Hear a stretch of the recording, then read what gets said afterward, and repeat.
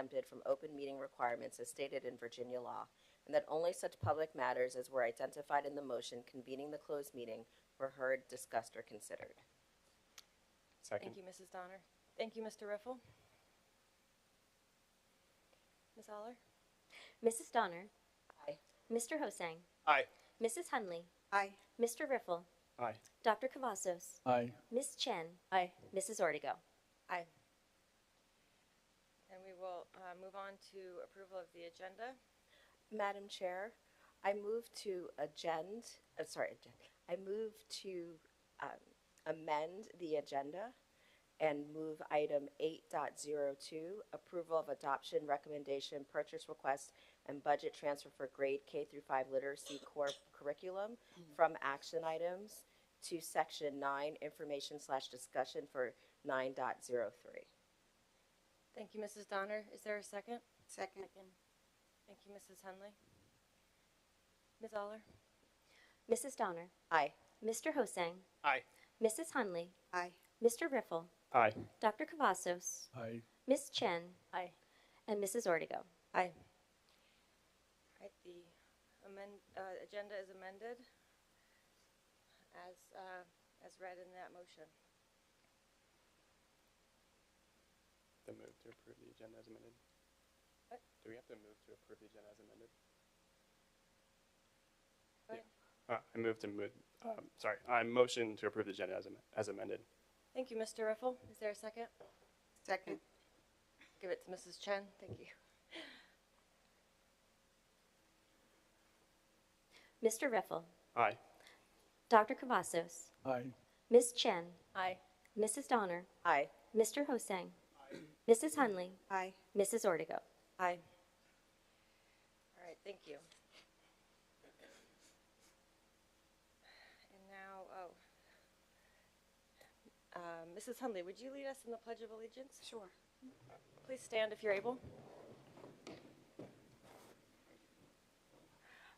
I pledge allegiance to the flag of the United States of America and to the republic for which it stands, one nation, under God, indivisible, with liberty and justice for all. Thank you. With that, we will move on to announcements and superintendent's report. Thank you, Madam Chair. We start this evening by honoring you, the representatives of the school board, during School Board Appreciation Month. Today and every day, we recognize and appreciate the impact that your leadership has on our learning community. Beyond twice-monthly meetings, you thoughtfully consider the vision of the school division, respond to constituents, and volunteer your time and presence at countless school and community activities. On behalf of every employee and student at WJCC schools, thank you, school board members, for your service.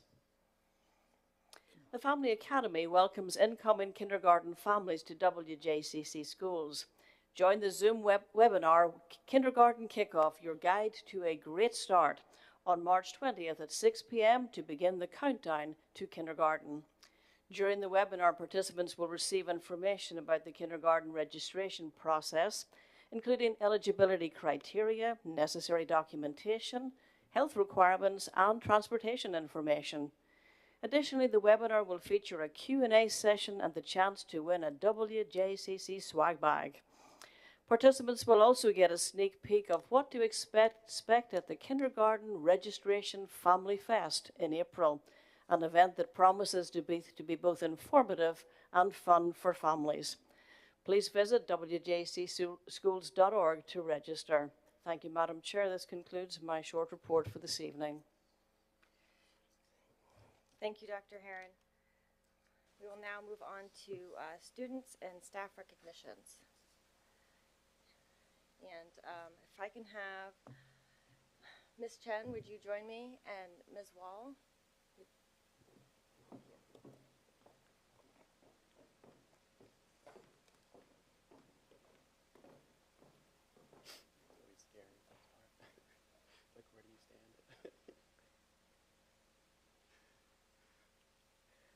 Good evening, Madam Chair. The WJCC Teacher of the Year program allows us to pay tribute to teachers who are exceptionally skilled and dedicated and who demonstrate excellence in the classroom.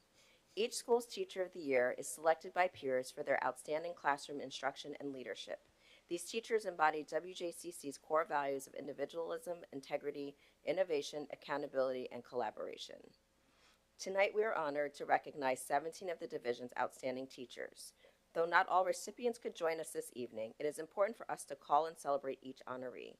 As your name is called, Teachers of the Year, please come forward to be recognized. From Bright Beginnings, Rachel Tuttle.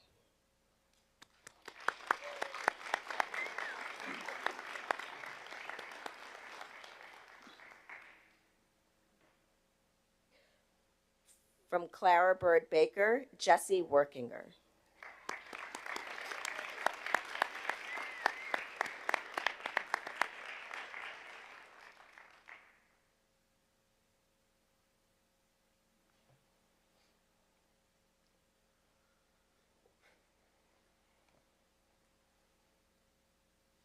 From J. Blaine Blayton, Catherine Weiss.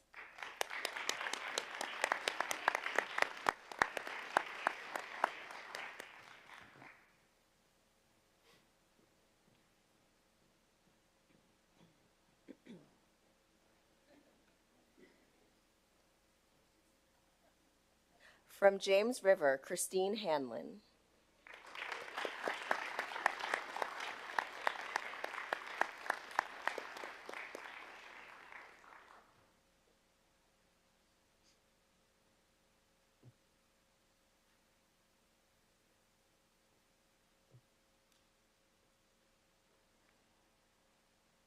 From Laurel Lane, Jesse Minter.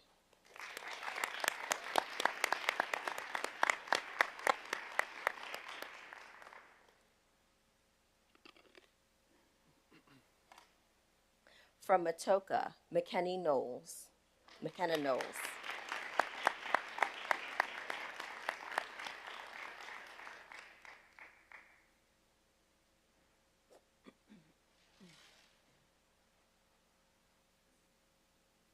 From Matthew Whaley, Anya Brobinskaya.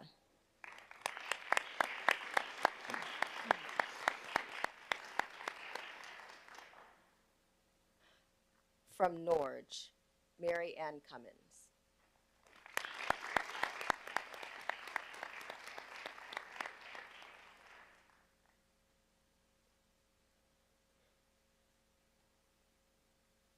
From Stonehouse, Michelle Ruta.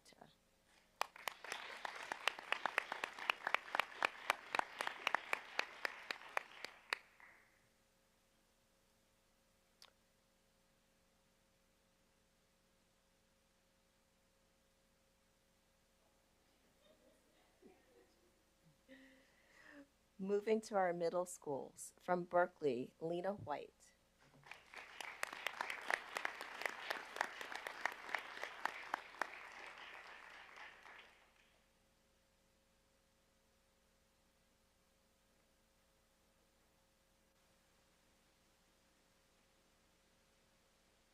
From James Blair, Adrian Thornblom.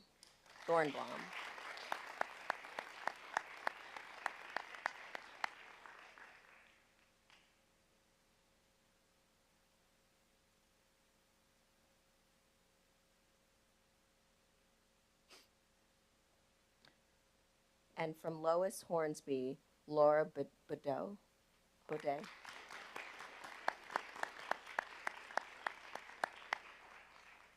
And moving to our high schools, from Lafayette, Allison Knuckles.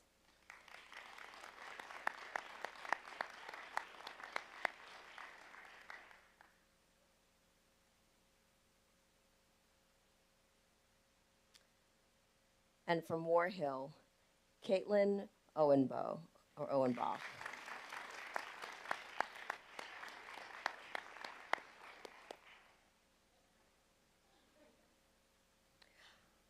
Our high school level Teacher of the Year from Jamestown is Evelyn Witt.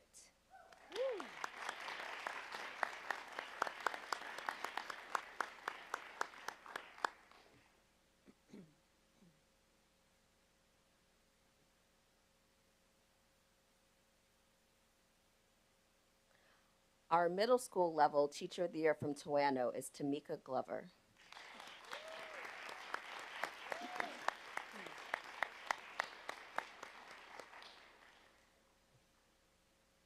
And finally, our elementary school level Teacher of the Year and WJCC Schools Division Teacher of the Year from DJ Montague Elementary, Sarah Rapak.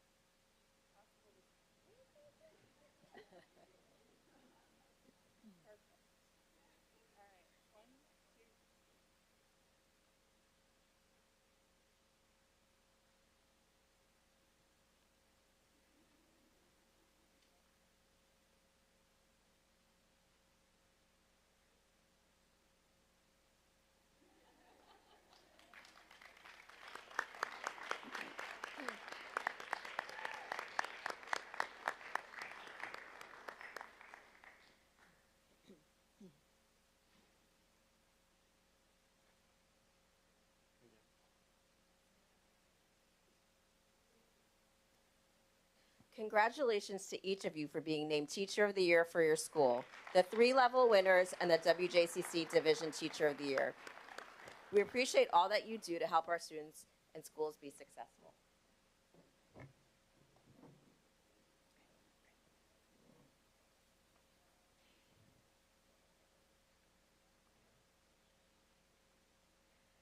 Excuse us for one moment. We have one more recognition.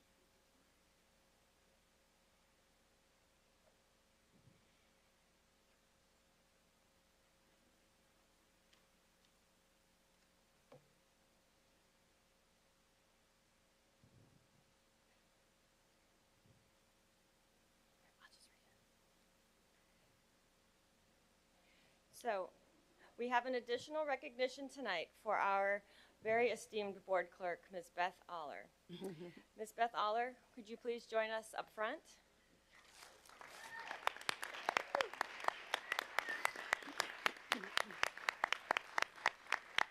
As board clerk, Ms. Aller is central to the work of the school board and the administration, coordinating agendas, accurate records of all meetings and proceedings of the board, responding to questions, requests for information, and facilitating our connection to the schools and community. Ms. Aller does this with grace, professionalism, and a positive attitude. While last week was the Virginia School Board Association School Board Clerk Appreciation Week, it is really today and every single day that we thank you for your hard work on behalf of us and our community. And I can attest that there's no way any of us could do our job without Ms. Aller. She's incredibly central to what we do, and she does it every day with a smile, and it just makes doing this work all that much more rewarding. Thank you, Beth.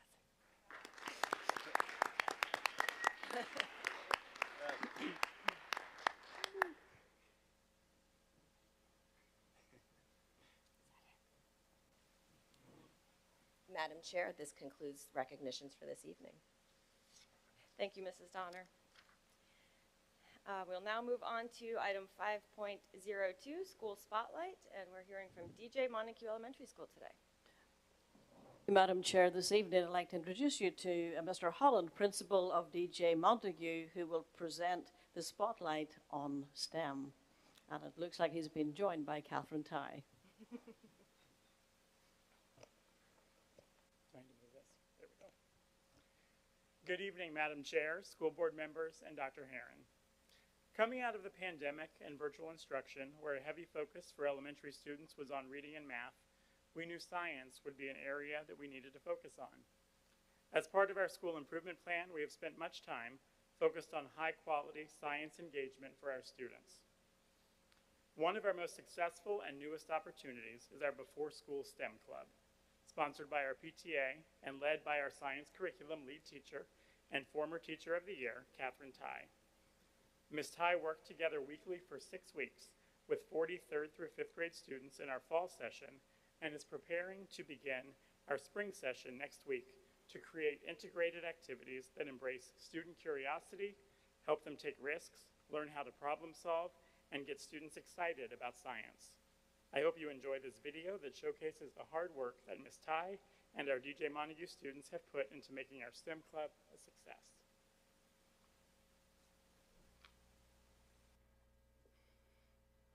Our STEM club was started this year. It was an idea brought to us by the PTA, and it's a science club that focuses on creative learning for the students, hands-on things. It's important for students to be able to think about science in a creative way, in a way that they can problem solve, use their own ideas to really learn things in a new way that they'll remember because they created it. What if we did this? I love the science and the activities and the challenges we do, because the challenges and activities are actually really fun.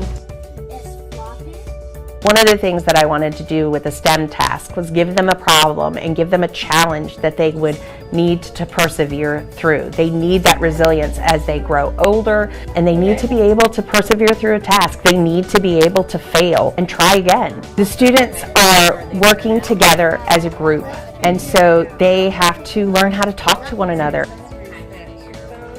They were working with kids that they didn't normally work with and learning how to communicate with one another and talk about what they saw, and having another person take that information in, figure out how to work together. Those connections that they made to what they already knew and the new things that they learned were just exciting to them, and they loved participating in the activities and trying something new. That was a good one, right? I really did love how we also learned a lot about sales and stuff, and I loved that it was just so hands-on. We worked with partners, so it's really fun to learn a lot about them. They just were so excited too about what they were able to figure out and the kind of observations that they made. I think the original design was the best one we did, because that got the farthest, which was 7 feet. It matters about weight distribution and aero efficiency to make something go. So it's been very successful and fun to see the kids talking about science.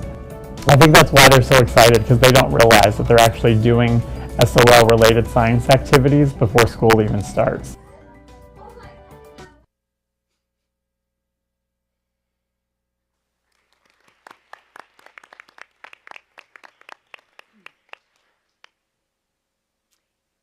Thank you, Mr. Holland. Thank you. That was really wonderful video. Thank you so much. Thank you. Have a nice evening.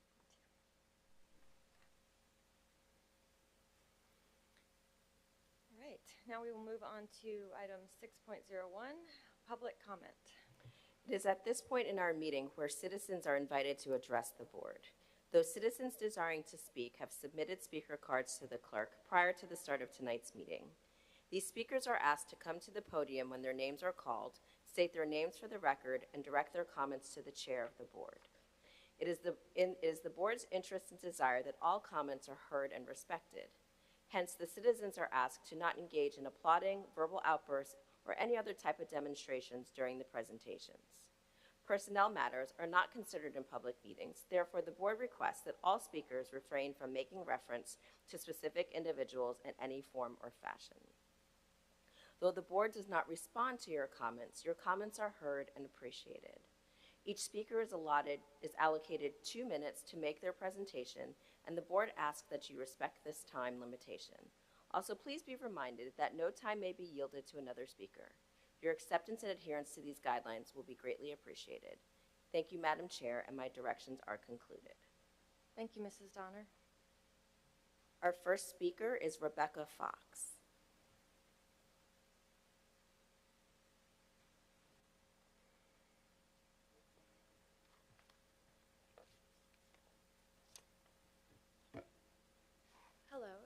If it's all right, me and my colleagues are all speaking on the same issue. Would it be all right if they all have speaker cards already filled out? Would it be okay if we go in order? We'll keep it in the order that we have it based on it'll just be easy for us to follow it. Okay. Okay, thank you. No problem. Okay. Hello. Thank you for having us today. My name is Rebecca Fox, and I'm here with my colleagues, Caitlin and Emily. We are student advocates with William and Mary Law School Special Education Advocacy Clinic. The clinic's mission is to assist students with disabilities and their families and caregivers with special education legal needs, and to empower parents and others to advocate for children in the special education system. We are here today to further our clinic's mission and to share our clinic's knowledge regarding the use of restraints in WJCC schools, and to ask the school board to revisit and revise WJCC's policy on restraint and seclusion. We have 2 reasons for calling for this revision. 1, it is not in compliance with the Virginia Board of Education's required policy. And 2, the policy is written in a way that allows for the use of restraints even when there is no threat of physical harm.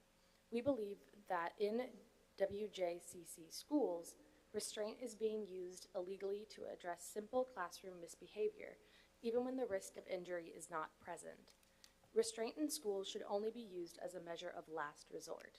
The policy should reflect the best interests of the students and should not be tailored to provide the school district with the greatest shield against liability for the actions of its employees. We will address the issue of compliance with the policy model first. The clinic, through our representation of students and their families, have noticed a relaxed and unwarranted use of restraint in WJCC schools. When restraint should only be used as a measure of last resort, WJCC seems to condone its use for and to maintain order in the classroom. Thank you. Thank you, Ms. Fox. Up next is Caitlin Firking.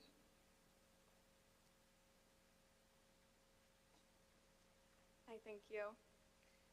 I will begin by reading the model rule from the Virginia Department of Education. School personnel may implement physical restraint or seclusion only when other interventions are or would be, in the reasonable judgment of the particular school personnel, ineffective, and only to, reason 1, prevent a student from inflicting serious physical harm or injury to self or others. Reason 2, quell a disturbance or remove a student from the scene of a disturbance in which such student's behavior or damage to property threatens serious physical harm or injury to persons. Reason 3, defend self or others from serious physical harm or injury. And then clause 4 and 5 relate to removal of substances or weapons from the student. Williamsburg-James City County's policy reads like this. The phrase serious physical harm or injury is removed from the second clause, which is what my colleague was referring to, where it opens up a broader range of when restraint can be warranted and used. Williamsburg-James City County's policy reads, reason 1, prevent a student from inflicting serious physical harm or injury to self or others. 2, quell a disturbance. 3, remove a student from the scene of a disturbance in which the student's behavior or damage to property threatens serious physical harm or injury to persons. 4 and 5 relate to removal of a substance or weapon from a student. Please note that in every clause just read, the phrase serious physical harm or injury is not present as it was before. So in clause 2, it's just quell a disturbance, where the Virginia Department of Education has the serious physical harm or injury requirement on that clause. Thank you. Thank you, Ms. Firking. Next is Emily Baker. Thank you, Madam Chair. Once again, please note that in WJCC's policy on restraint and seclusion, the phrase serious physical harm or injury is missing from the second clause. The importance of this from a legal viewpoint is that this isn't as insignificant as a misplaced semicolon. This clause removes an essential protection for children in schools, and especially children with disabilities. The use of restraint in schools should be a measure of last resort, and as WJCC's policy stands, it is anything but. The William & Mary Law School Special Education Advocacy Clinic respectfully asks that the WJCC School Board revisit and revise their restraint and seclusion policy to adequately protect children with disabilities within their schools. On a final note, the Special Education Advocacy Clinic serves the Williamsburg community by advocating for those who do not always have a voice within the special education system.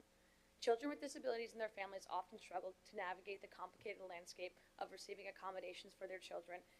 If there is anyone in the audience who has children with disabilities within the school system or knows of families who could benefit from having an advocate, please visit the Special Education Advocacy Clinic's website through the William & Mary Law School webpage. The link to file a client form should be on the page. Ladies and gentlemen of the board, we thank you for your time and hope that you will consider to adopt our recommendation. Thank you. Thank you, Ms. Baker. The next speaker is Beth Hahn.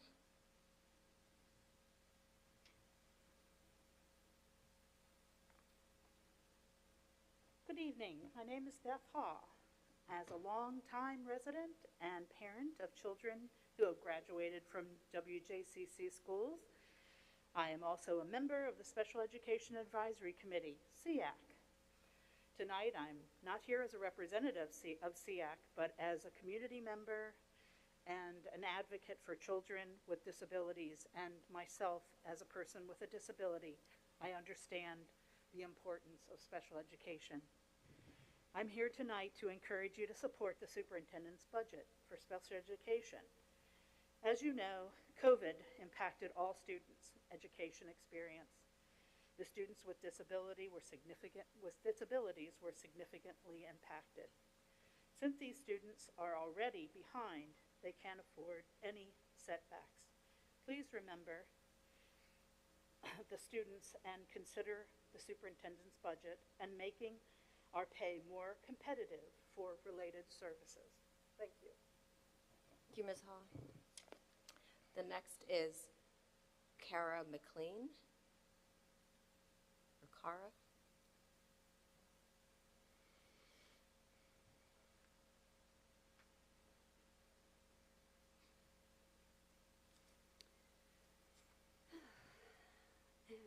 Good evening.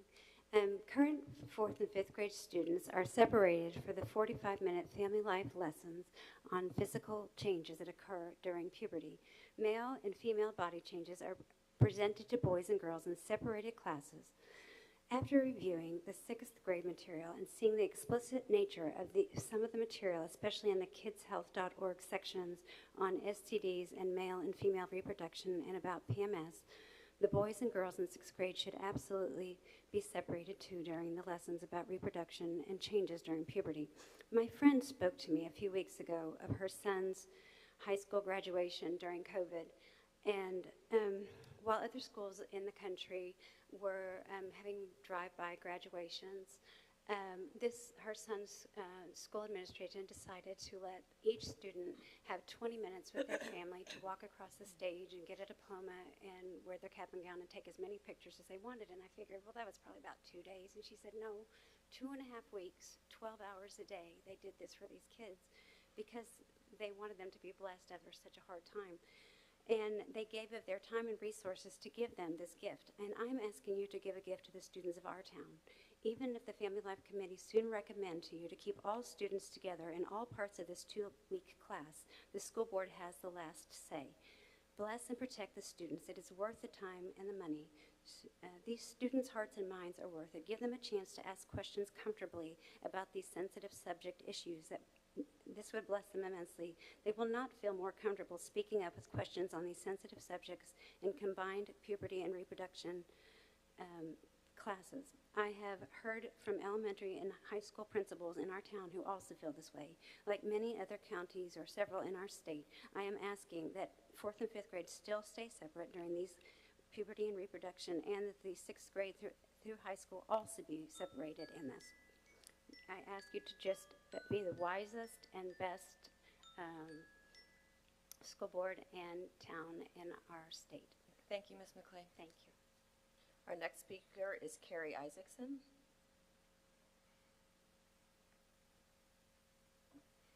Good evening. My name is Carrie Isaacson, and I'm a 3rd grade teacher at Laurel Lane. Before I begin, let me thank you for moving the K-5 literacy curriculum adoption to a discussion item instead of an action item today, because that is what I'm here to talk about. As a reminder, at your last meeting, you were presented with 2 options, Bookworms and Benchmark Advance. The committee had recommended Benchmark Advance, however, I'm here to talk about and discuss Bookworms. I emailed you immediately following your meeting regarding my concerns. Thank you, Mrs. Ortego, for your reply. I appreciate that you rely on experts to choose curriculum, as we all would wish. However, I hope that you have done as you've said, and it appears that you have, and have continued to ask questions. 4 elementary schools in our district have been using portions of the Bookworms curriculum already.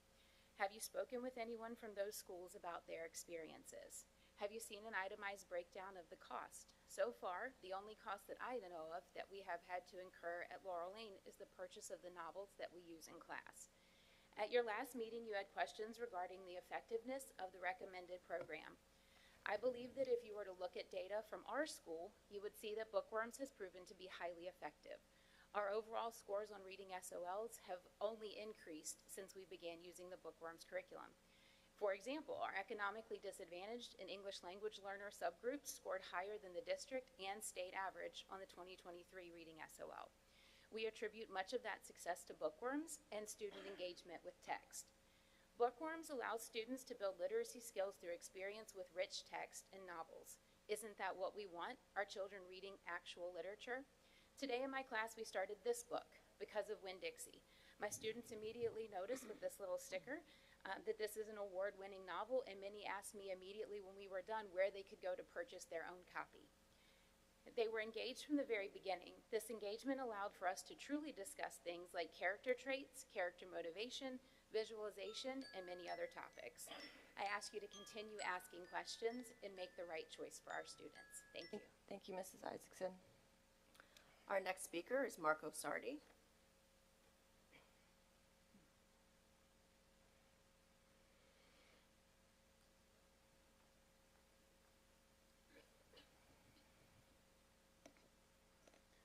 Good evening, Madam Chairperson and members of the board. My name is Marco Sardi. I'm the president of WJCEA and a teacher here at James Blair. In spirit of School Board Appreciation Month, I want to thank you all for your time that you'd spend here trying to make the best choices for our students and for our staff and the families of our community. I would also like to thank those of you who have met either with WJCEA or plan to meet with WJCEA in matters surrounding collective bargaining to help better our staff and our classrooms. I am here to ask for two things. I would like to, again, publicly ask, now that we have had some discussions, to help provide better information to the school board, to form an ad hoc committee jointly between the school board and WJCEA so that we can sit down and discuss concerns that you may still have about collective bargaining and how that may look to benefit our communities and our students in our schools. I would also like to ask for you to support, as someone has previously stated this evening, Dr. Herron's budget surrounding the educational services provided to our students, as our special needs students are always a top priority to make sure those students are advocated for. And finally for this evening, I would like to draw your attention to one of your agenda items about administrative surveys and questionnaires. The language that's being amended for this evening, while I heartily agree with the majority of it, I just had a clarifying concern. Given the language of it, it is somewhat vague in that it may forbid students from receiving mental health services if a parent opts out a student. And my concern is always to make sure that if a student needs help, that they can get that assistance, so that we can have the safest and most productive classrooms and to put our students first. I respect that parents have the right to raise their children the way that they want, but I ask you to consider that. Thank you so much. Thank you, Mr. Sardi. Our final speaker is Aylin Parham.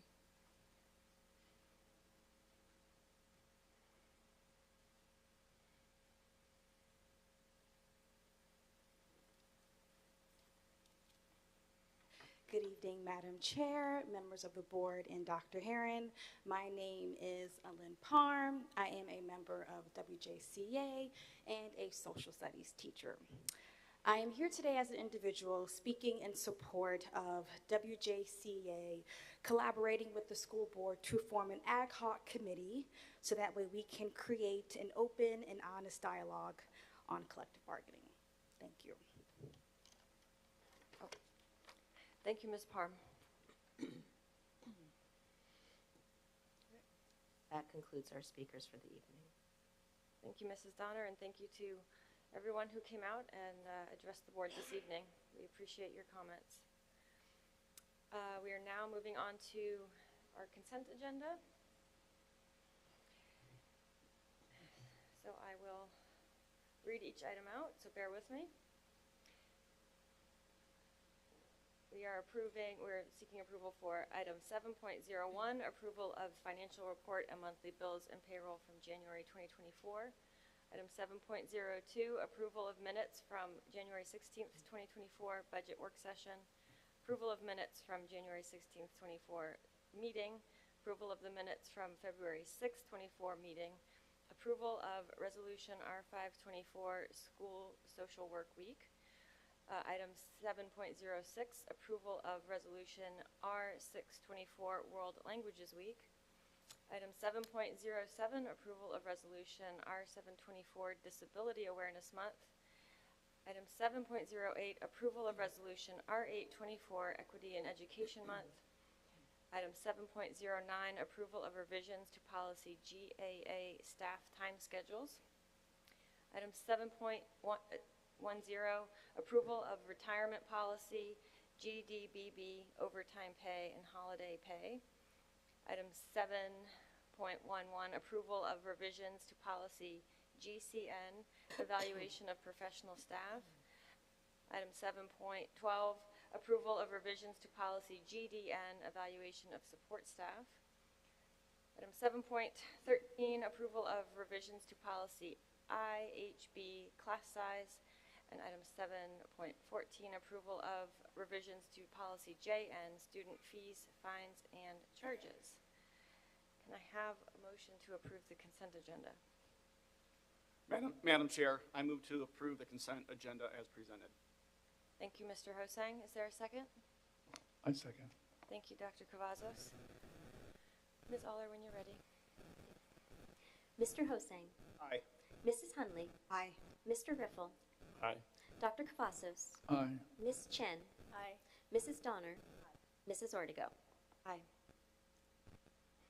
All right, moving on to our action items. Approval of 8.01, approval of personnel actions. A motion. I move to approve personnel actions as presented. Thank you, Ms. Chen. Is there a second? Second. Thank you, Mrs. Hunley. Ms. Chen. Aye. Mrs. Donner. Aye. Mr. Hosang. Aye. Mrs. Hunley. Aye. Mr. Riffle. Aye. Dr. Cavazos. Aye. Mrs. Ortego. Aye. Item 8.02, approval of adoption, 8.02, approval of award of contract for invitation for bid number 202-40025 Lafayette High School Building 900 renovation.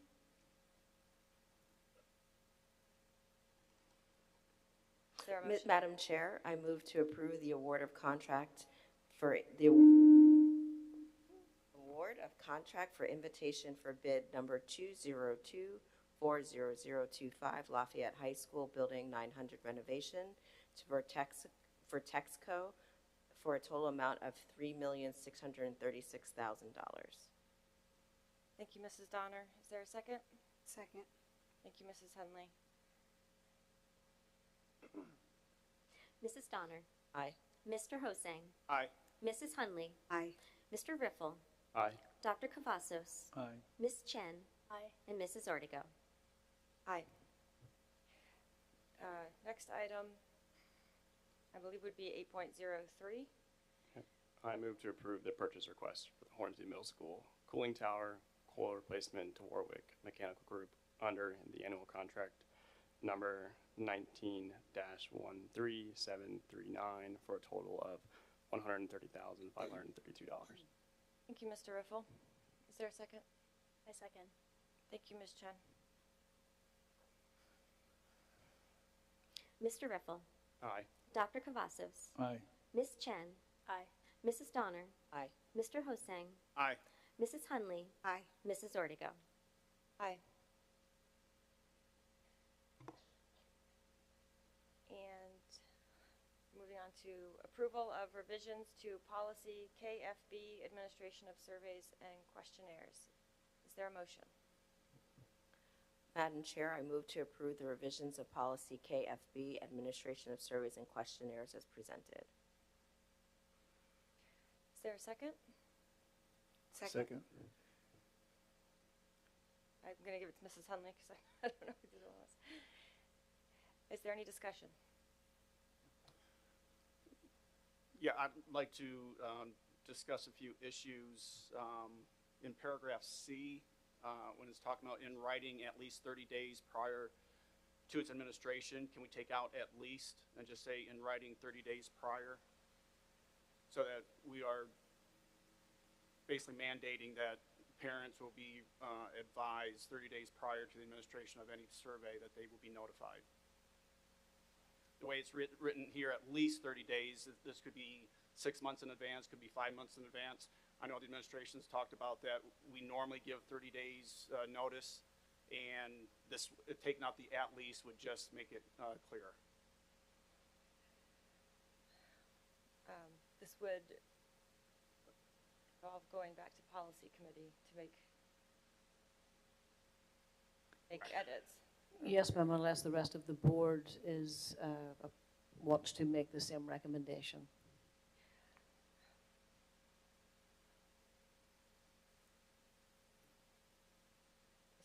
Oh, sorry, Mrs. Honor, go ahead.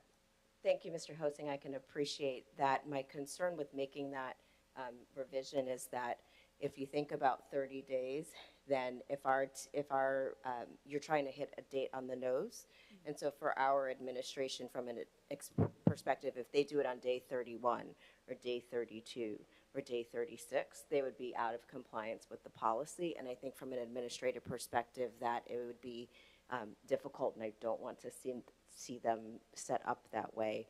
I think from the conversations we've had with the administration, they have talked about that when these surveys have gone out and in practice, it is pretty close to the time of when the survey is, and so parents are having adequate notice, but it is a little bit more than that 30-day window, but it's not 6 months or a year out. And so I think in practice, they are adhering to something that would allow parents to have that opt-out in a time frame that's timely.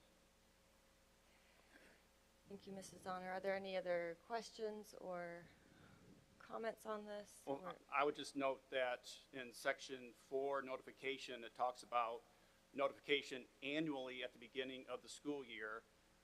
In the first part, and the second part, it says again, at least annually at the beginning of the school year. So there could be some confusion regarding when notification is going to be given.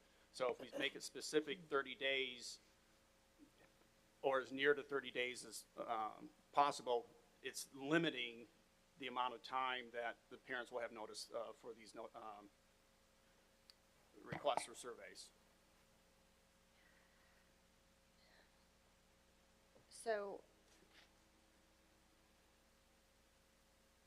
we do have to, we can't edit the language sitting here. So we have to have a discussion if we want to send this back to policy. We'd also, I had asked if there could be a way to preemptively have an opt-out of all surveys at the beginning of the school year in addition to the 30-day notice, which it sounded like that process could be created. Is that something? Yes, Madam Chair, having received your question, we could certainly add an opt-out in the parent information at the beginning of the year to enable a parent to opt their child out of any survey, and that could be one step. And then we would also do, as we normally do, the 30-day notice on a specific survey as well to give a second option to opt out, and that way we would hopefully reach every parent. And is that something that we can incorporate into this policy language as it's being presented? No. If I think it was a change of that nature, you maybe do want to go back to policy committee to see where it's best makes sense to add the language. But again, it's another opt-out provision that if the whole board wishes to add that, then certainly you have that option.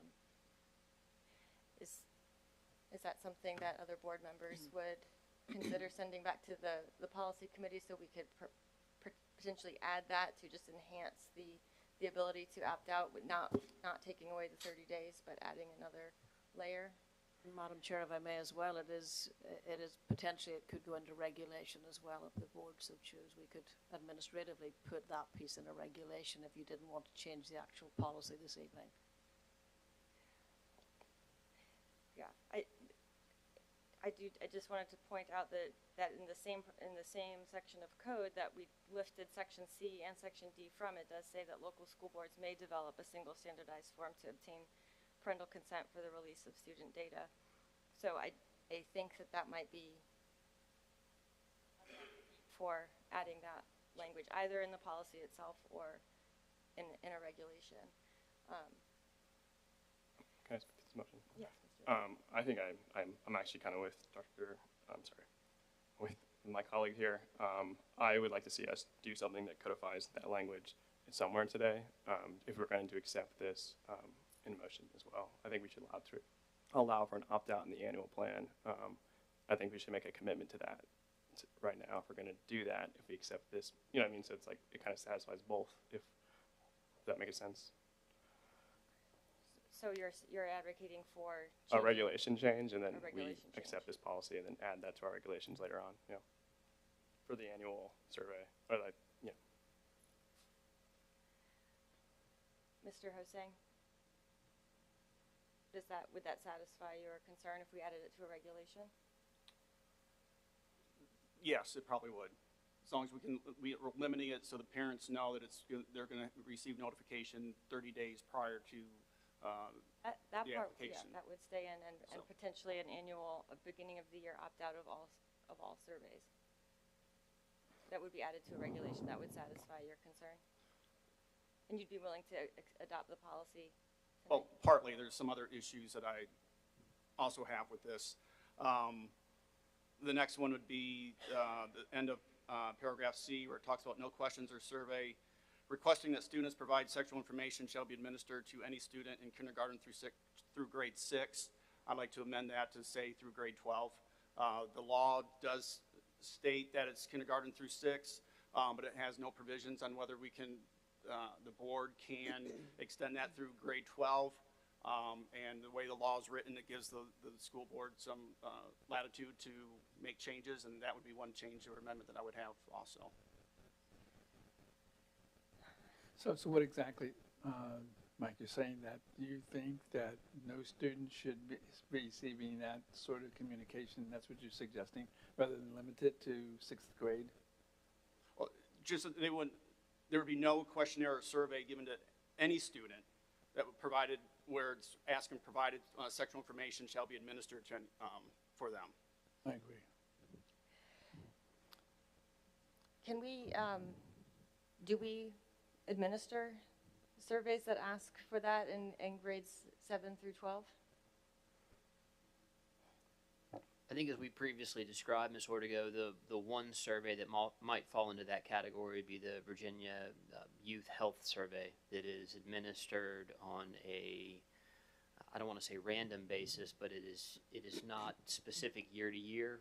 It might be a class or two within a particular grade level, somewhere in middle school through high school. That would be the one survey that I'm aware of. And that's a state requirement? It comes to us through the Virginia Department of Health and Virginia Department of Education. And that would be subject to all other opt-outs, all forms of opt-outs, the 30-day prior or any... That is correct. Any other one that we might implement through regulation. Correct.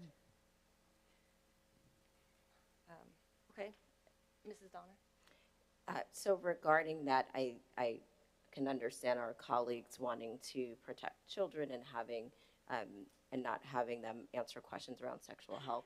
I also think that it's important that as a state Department of Health, they are administering these surveys for a particular reason, to understand what is happening in our schools and what is happening with our children. And so if we don't have data that talks about, you know, as uncomfortable it might be for us as adults, but to talk about their sexual health, that talks about potentially drug abuse, that talks about bullying. This survey covers a gamut of things, of which some of those behaviors might be one of those things. And I think it is important for that. And I, as a parent, want to have that information and know that what is happening in the state and in our area.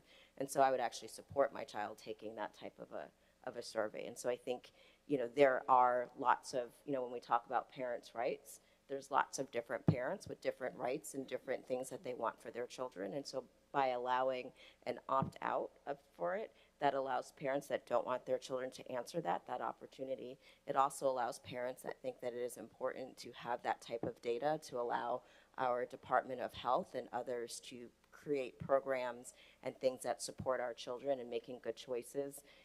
Some other parents think that that's important, and so I think an opt-out is a way to satisfy those things, and that also it's from the Virginia Department of Health, which I think they've got their reasons as to why it's important to have that data. So I would not support it up through grade 12. Thank you, Mrs. Donner. Are there any other? I really think that that sort of information, if it's from the health department, that's obviously a medical issue. So they can derive that information from their pediatrician or their family physician. They don't have to survey a public education, the school systems. Why can't they just keep that and not even, and so really, if you want more people should be able to just say, fine, we don't want it at all in any of the grades. If it's good enough to stop it from 0 to 6, then go from 6 to 12, be all inclusive. Because I really think that information can be derived from the healthcare avenue. I don't think it needs to be coming from the school. Thank you, Dr. Cavazos.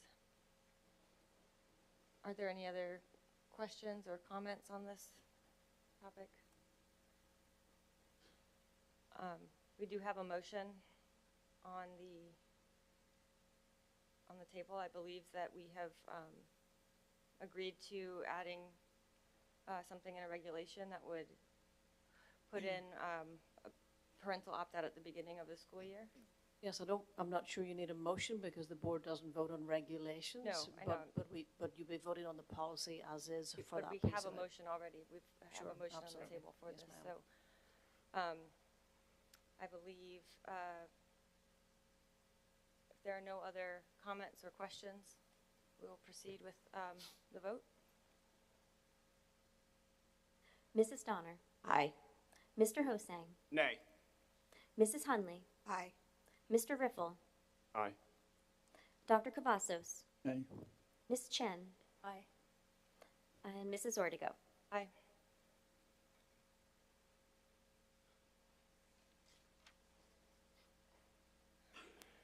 All right.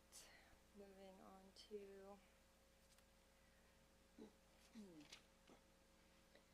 apologize, I lost my place. We are now going on to Section 9, Information and Discussion, and we will have item number 9.01, Presentation of the Fiscal Year 2025 Superintendent's Proposed Operating Budget. Yes, Madam Chair, I need to read my disclosure statement. Yes, please. As a member of the School Board of Williamsburg, James City County, I acknowledge that I have an interest in the fiscal year 25 school budget because my husband is an employee of the WJCC schools. However, I believe that I am able to participate in the consideration of and vote on the budget fairly, objectively, and in the public interest. Thank you, Mrs. Hunley. And then I will turn it over to Dr. Heron. Thank you, Madam Chair. Good evening, Madam Chair and school board members again. This evening we are delighted to present the superintendent's proposed budget, which supports over 11,300 students, 395 pre-K students, 16 schools, and almost 2,000 employees. The City of Williamsburg and James City County, our funding partners, consistently invest in our schools, our teachers, and our students. Collectively, they fund 61% of our budget. WJCC Schools receives 29% of its funding from the state, just over 9% in state sales tax, and federal funds account for less than 0.5% of WJC Schools' annual operating revenue. The fiscal year 25 proposed budget is aligned with the goals of the strategic plan, Elevate Beyond Excellence. Our priorities include teaching and learning, meeting the needs of all students, safety and security, and employee compensation. Our greatest resource is our people. Retaining our excellent employees and attracting new employees remains a top priority. Teachers, administrators, support employees all contribute to the positive environment that makes it possible for every student to learn. Therefore, in alignment with Strategic Goal 5, the largest proposed increase in this budget of over $5 million is for salaries. $3.6 million for a 3% raise for all staff, and the rest in pay scale adjustments. If we are to attract and retain the best employees and have our classrooms and other positions fully staffed the first day of school, we must remain competitive in the region. The budget also sustains our investment in quality health insurance. Currently, 26% of the operating budget is allocated to employee benefits. $19.7 million directly supports health insurance. For each full-time employee who elects family coverage, WJCC contributes $21,000 per year. The school division continues to pay 70% of the cost of benefits and is comparable to other divisions in this regard. Our employees select insurance based on their family's needs, and 69% of staff elect health insurance through WJCC schools. A salary increase, however, impacts 100% of our staff and has an impact on retirement for years to come.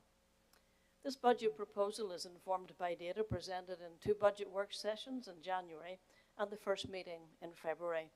For example, staff presented data on teacher compensation, staffing ratios, and health insurance. Madam Chair, members of the board, the budget being presented is a budget of need. In reality, it is a budget that enables us to maintain current services. If fully funded, it will be able to meet the essential needs of our students and appropriately compensate our talented employees. Ms. Ewing, Chief Financial Officer, will now join me in presenting the superintendent's budget this evening. And if possible, I would like you to ask you to hold questions until the end of the presentation so that we may lay out the plan in its entirety. Ms. Ewing.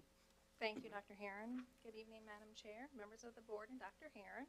It is my pleasure to present to you this evening the superintendent's proposed fiscal year 25 operating budget. As you know, considerable work has gone into developing the superintendent's proposed budget. This fiscal year 25 plan is a balance of meeting established school board priorities related to the strategic plan, Elevate Beyond Excellence, a review of available revenue, and meeting the division needs for the upcoming fiscal year. Enrollment is based on our September 30th student count each year.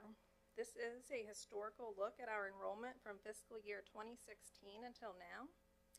We had a steady increase in enrollment through fiscal year 2018, then enrollment leveled off for a couple of years at approximately 11,450 prior to the COVID pandemic. We saw a decline in enrollment in fiscal year 21 to 10,858 due to the pandemic, but we've increased for a couple of years and are now up to 11,324. Each year, FutureThink prepares 10-year enrollment projections based on our September 30th enrollment information. These projections include a low, moderate, most likely, and high projection. Next year's projection ranges from a low of 11,224 to a high of 11,537. For many years, we have used the low projection to develop our operating budget, but we have developed the budget again based on our current year enrollment as of September 30th. Enrollment is slowly recovering after the decline due to the pandemic, and we believe the most conservative approach is to budget based on the students that we currently have. As a reminder, these enrollment numbers do not include our preschool students, which total 395 each year. In addition to enrollment data, we use the strategic plan to guide the development of the budget and to ensure the budget supports the needs and goals of the school division. As we go through the presentation and review expenditure increases, those that are considered mandatory, which is a statutory or contractually obligated expenditure, are notated with an asterisk. All other expenditures are deemed essential in order to continue to deliver high-quality instruction and to sustain division operations. Currently, our state revenue is based on Governor Youngkin's introduced budget for the 2024-2026 biennial budget and is estimated to go up minimally by approximately $112,000. We remain hopeful that through General Assembly action, our state revenue will increase and provide additional funding for K-12 education. Here you will see the proposed expenditures related to Goal 1, Academic Achievement, College and Career Readiness of the Strategic Plan, as shared at our earlier budget work sessions, which includes our commitment to the New Horizons program, tuition costs for Virtual Virginia for families electing virtual instruction, as well as middle school teachers based on our staffing ratios, and transitioning the site-based substitute positions from the ESSER III grant. Additional positions related to Goal 1 include an elementary assistant principal to be shared between Norge and Matoka, as well as an elementary gifted resource teacher to expand the K-2 program. Total expenditure increases related to Goal 1 amount to $1.3 million. Goal 2 of the strategic plan focuses on educational equity. Expenditure increases here are for personnel to support the division's special education population. 9 of these positions are transitioning from our ESSER III grant. Additionally, related to Goal 2 is the transition of the 4 restorative center positions from the ESSER III grant to continue offering that program next year. Total expenditure increases related to Goal 2 amount to $876,000. Related to Goal 3, Communication and Engagement, is a part-time bilingual liaison specialist to support our growing population of Spanish-speaking families. The safety and security of students and staff remain a priority as seen in Goal 4. Expenditure increases here amount to approximately $310,000. The budget proposal includes funding for a portion of the elementary school security officers, with the remaining funding for the 9 positions coming from approved fiscal year 22 year-end spending funds for safety and security. Also included here is a War Hill security officer that is transitioning from the ESSER III grant. In order to attract and retain high-quality employees and remain competitive with neighboring divisions, the budget proposal includes an average 3% salary increase for eligible employees. Of this increase, 1% is considered mandatory in order to receive our full revenue allocation from the state, and the additional 2% is essential in order to remain competitive in today's job market. Funds are also included within the budget proposal to support a regrade of our related services positions from a grade 19 to grade 20 on the support salary scale. This includes our speech language pathologist, occupational therapists, and physical therapists. This regrade will increase our recruitment and retention efforts for these critical staffing areas. There are also funds allocated for internal equity adjustments to be considered. Additionally, the budget proposal includes targeted teacher scale adjustments as outlined on this slide at steps 10 through 30. This will be the first year of a multi-year plan to address our teacher salaries and become more competitive in the region. With these targeted scale adjustments, teachers at these steps could see an increase between 3.2% and 6%, but the average increase for all staff will be 3%. Support scale adjustments are included in the budget proposal specifically for grades 4 and 8, which include bringing our minimum pay up to $14.50 an hour. We have not adjusted this to $15 an hour as was suggested at the last meeting, as this would create compression throughout our entire support scale. As we shared at our last meeting, we have 2 different rate increases for our 2 healthcare plans. This budget proposal includes an increase in the division portion of the rate increase based on the 3.4% increase in the Centera plan and sharing that 70% WJCC and 30% employees. Overall, the investment under Goal 5, Human Capital and Positive Culture, amounts to $5.8 million, which is essential to attract new staff as well as to retain the dedicated staff that we already have here in WJCC. Moving on to budgetary expenditures related to Goal 6, organizational efficiency and effectiveness, you will see funding to support anticipated increases in our workers' compensation and general liability insurances, as well as cost increases for our audit and risk management contracts. Specific increases related to operations and transportation under Goal 6 include anticipated increases in our grounds maintenance and storage facility contracts, utilities, the transportation contract for alternative transportation services, as well as the elementary trailer leases. Total expenditure increases under Goal 6 are $1.4 million. Also related to Goal 6, organizational efficiency, we have estimated savings of $1.4 million as represented on this slide in order to offset some of the expenditure increases. This graphic outlines that our focus is right where it should be, instruction. It represents our expenditures by functional area, and instruction makes up 73% of our total budget.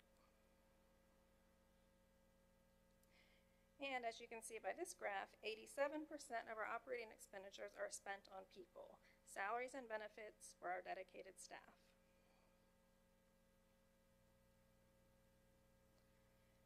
When you compare the estimated increase in revenue of approximately $207,000, which does include an increase in our interest revenue of $95,000, to our expenditure adjustments, which amount to approximately $8.2 million, the difference is $8.1 million, which becomes our request to our funding partners.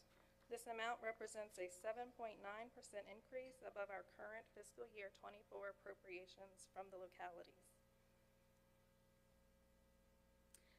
And as we had previously shared, the average increase over the past 10 years from the localities that we've received is around 2.5%. If we assume a 2.5% increase or $2.5 million from the localities, then the increased funding request would be $5.5 million. At this point, we do not know what our final state funding will be. We hope that there will be additional state funds that would reduce our request to our funding partners.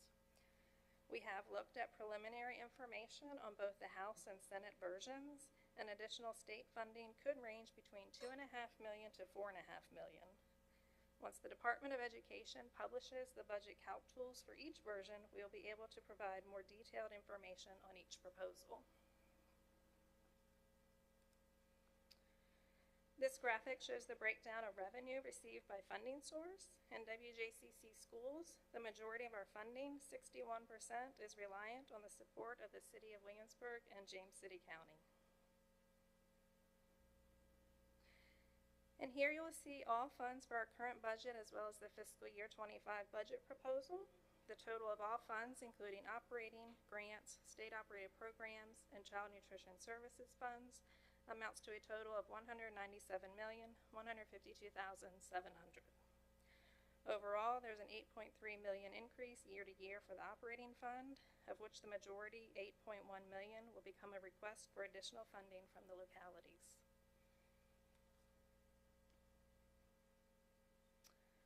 Next steps in the budget development and approval process include a public hearing on the superintendent's budget proposal on March 5th.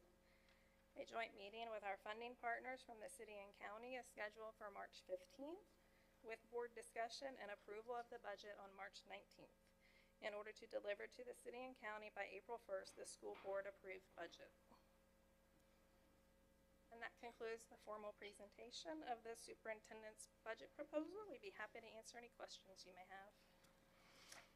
Thank you, Ms. Ewing, and thank you to everyone who's put this all together. I know this is a huge lift that you do every single year, and it's a lot of work to juggle all these numbers, and we appreciate that. Looking at board members, are there any questions for Ms. Ewing or Dr. Herron this time? Mr. Riffle? I know you mentioned the General Assembly, their budgets came out. I think the Senate version talks about more of the support cap being lifted than the House does. Is that how the range?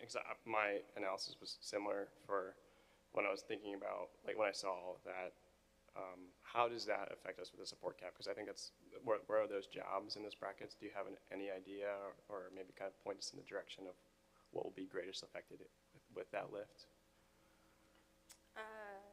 By removing the support cap, it will, I don't have the details for what that $4.5 million from the Senate budget includes, but a large portion of it was removal of that support cap. Thank you. And I think it will have a significant effect because, as the board's aware, there are many positions that are not funded under SOQ right now, and the support cap would give money for positions we already have and already pay for. So that would be money to go towards salaries and other things. Should that be lifted, it would be really a positive move by the Senate. Any other questions and comments at this time? I know it's a lot to digest, but we've been taking this in bits and pieces over the last few weeks, and now we have some nice bedtime reading.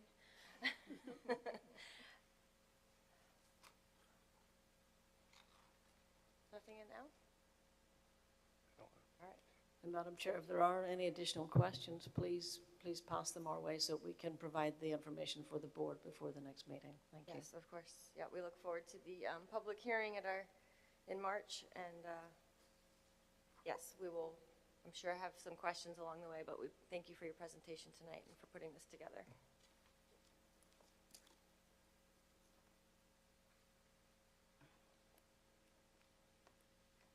Okay. And now we are going to hear from Mrs. Hunley, WJCC Schools Foundation Annual Status Report. Thank you, Madam Chair. Mrs. Penny Pulley could not be here tonight, so she asked if I could deliver the report, and I am the rep, so I'm going to read to you all. It's a lot, but it's good stuff. So, as we know, this is part to support goal number 3, communication and engagement, to cultivate a culture of open and effective communication to inform and engage all stakeholders. So in 2014, the WJCC School Board voted to establish the WJCC Schools Foundation as an independent, nonprofit organization, and it became operational with a full board and bylaws in 2015. The Schools Foundation is made up of parents, grandparents, and current and former business and community leaders working in partnership with WJCC Public Schools to provide resources to educators and students for innovative and inspiring programs. We are excited about the future of our public schools here at WJCC. Since its inception, the signature project of the Schools Foundation has been to fund innovative learning grants. Teachers and administrators are encouraged to apply for funding for their ideas to enrich, inspire, and innovate the classroom.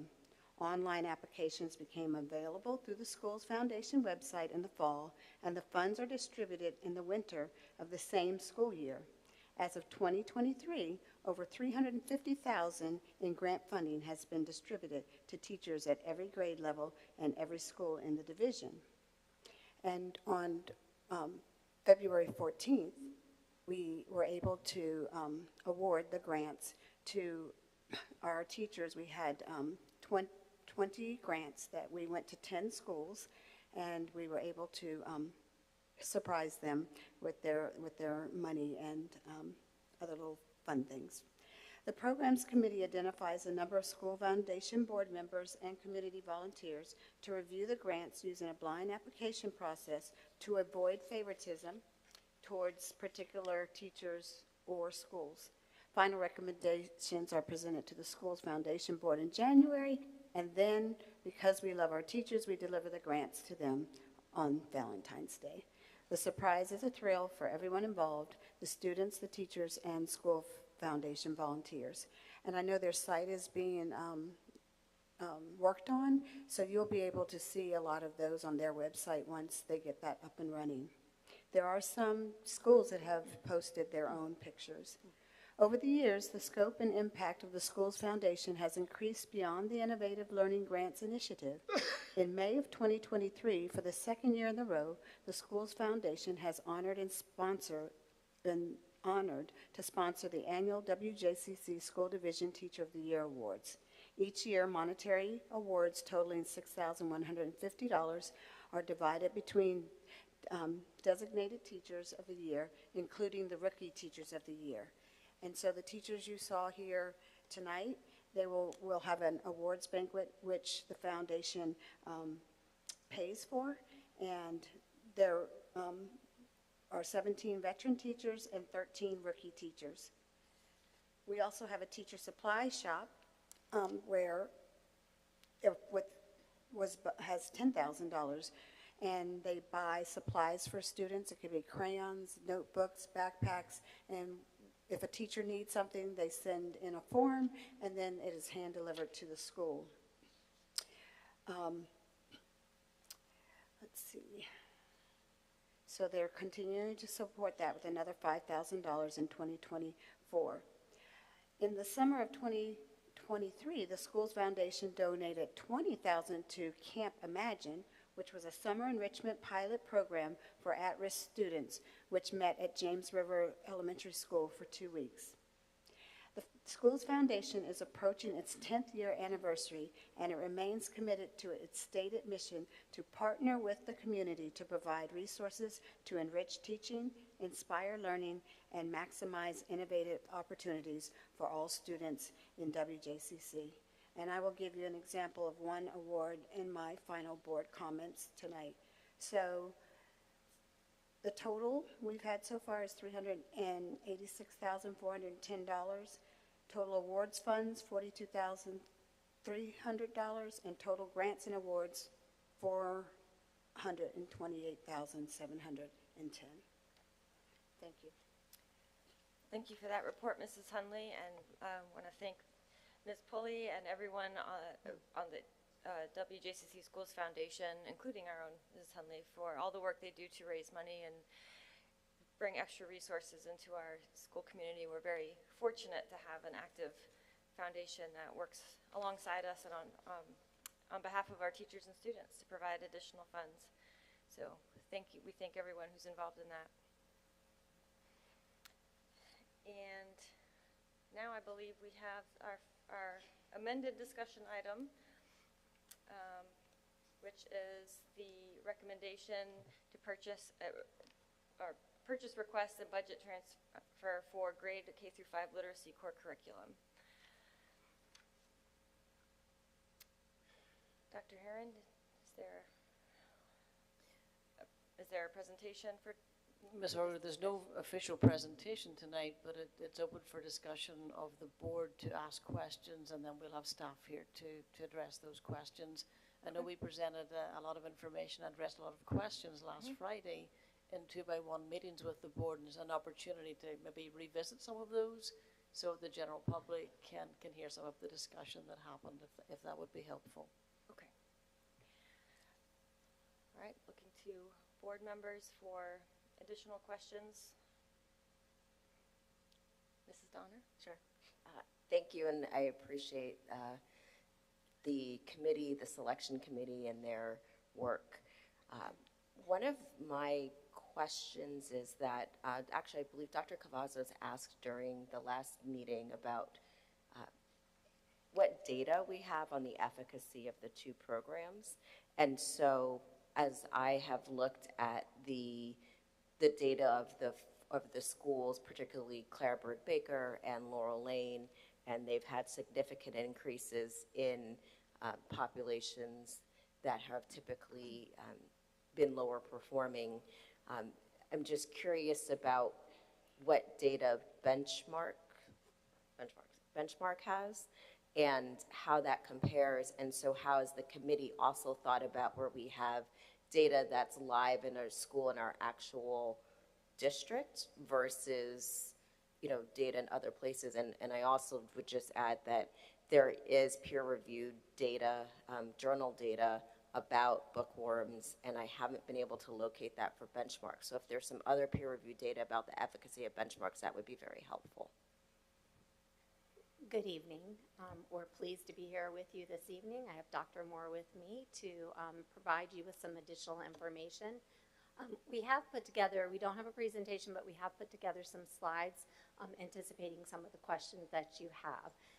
One of our primary sources of information as we considered reviewing the approved curricula provided by VDOE was the VDOE rating information itself.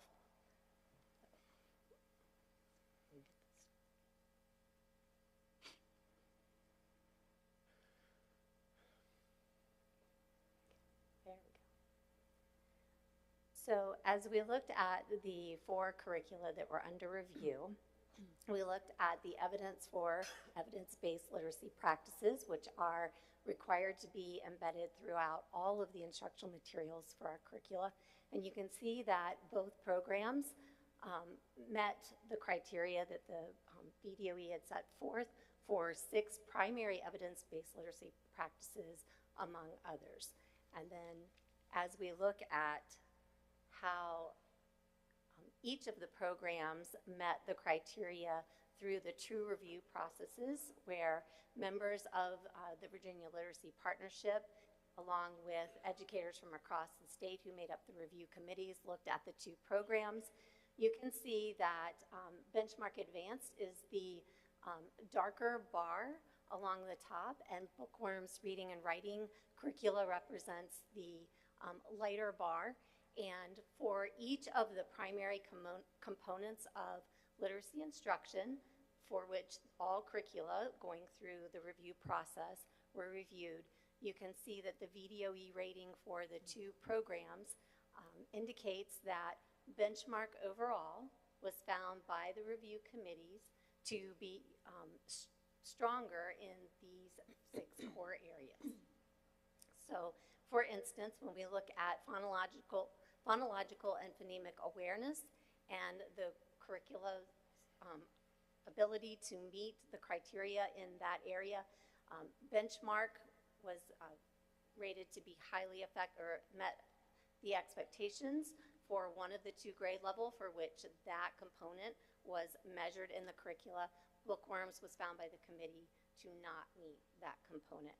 And then with phonics and word study, Benchmark met that component for 100% of the grade levels, K through 5, for which it was assessed.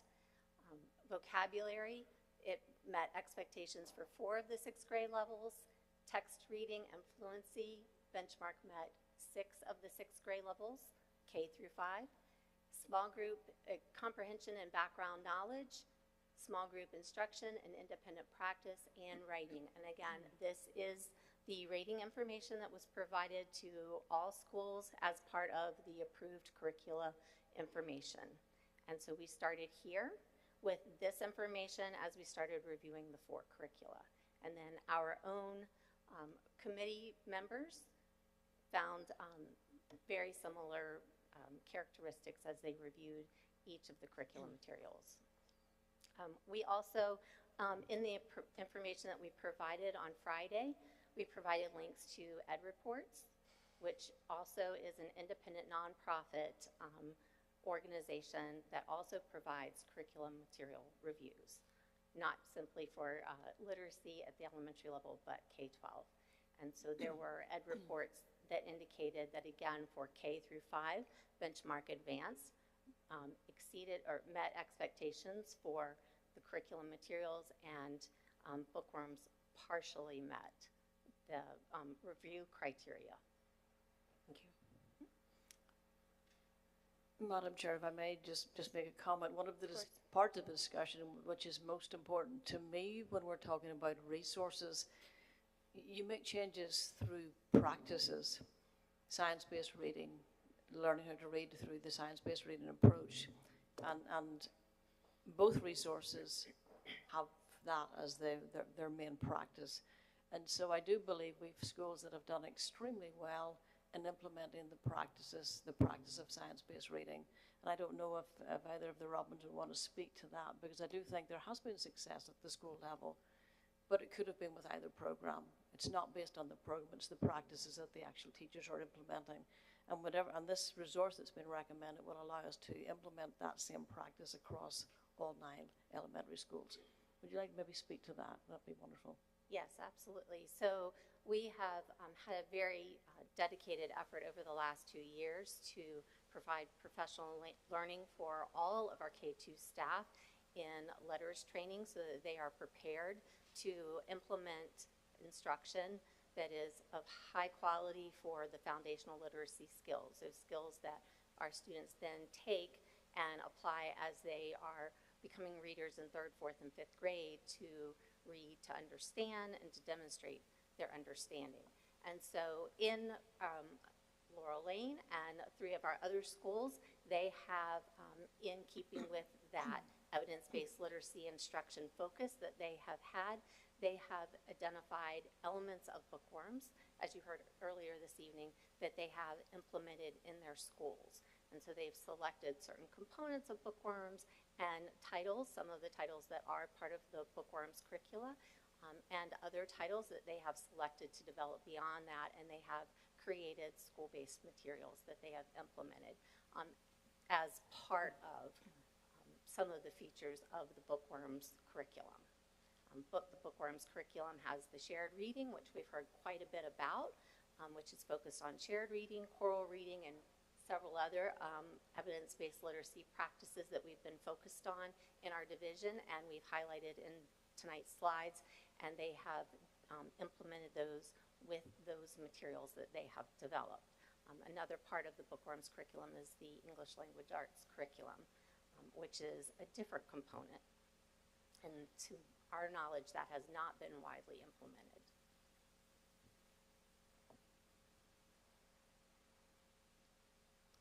Are there Mr. Hosing? Do you know whether VDOE contacted our teachers to ask them about the different programs or ask them about bookworm?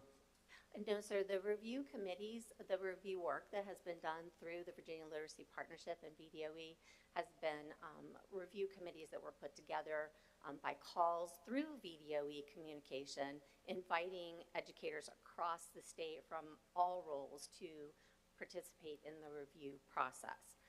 To my knowledge, we don't have any teachers who chose to participate in those review opportunities, but that's not something they would have had to communicate through us. They could have communicated directly with VDOE and Virginia Literacy Partnership. And did your committee talk with the teachers at Laurel Lane and other teachers who have been using a portion of bookworm? We had at least 2 members who were representing all of our 9 elementary schools on a review committee. And so each time we had a conversation about curricula and its strengths and opportunities, and then as we wound down the process and started to step back and look at all of our options, there were definitely voices in that conversation that were able to speak directly to their experiences at those 4 schools with bookworms. Yes. And what weight did you give the success that they're having with a portion of bookworm in your decision? We didn't provide any weight to that particular evidence. Again, the models that have been implemented in our schools are based on elements of the bookworms curriculum. It is not the bookworms curriculum implemented as it is actually written and has been reviewed and approved by VDOE. Thank you. We also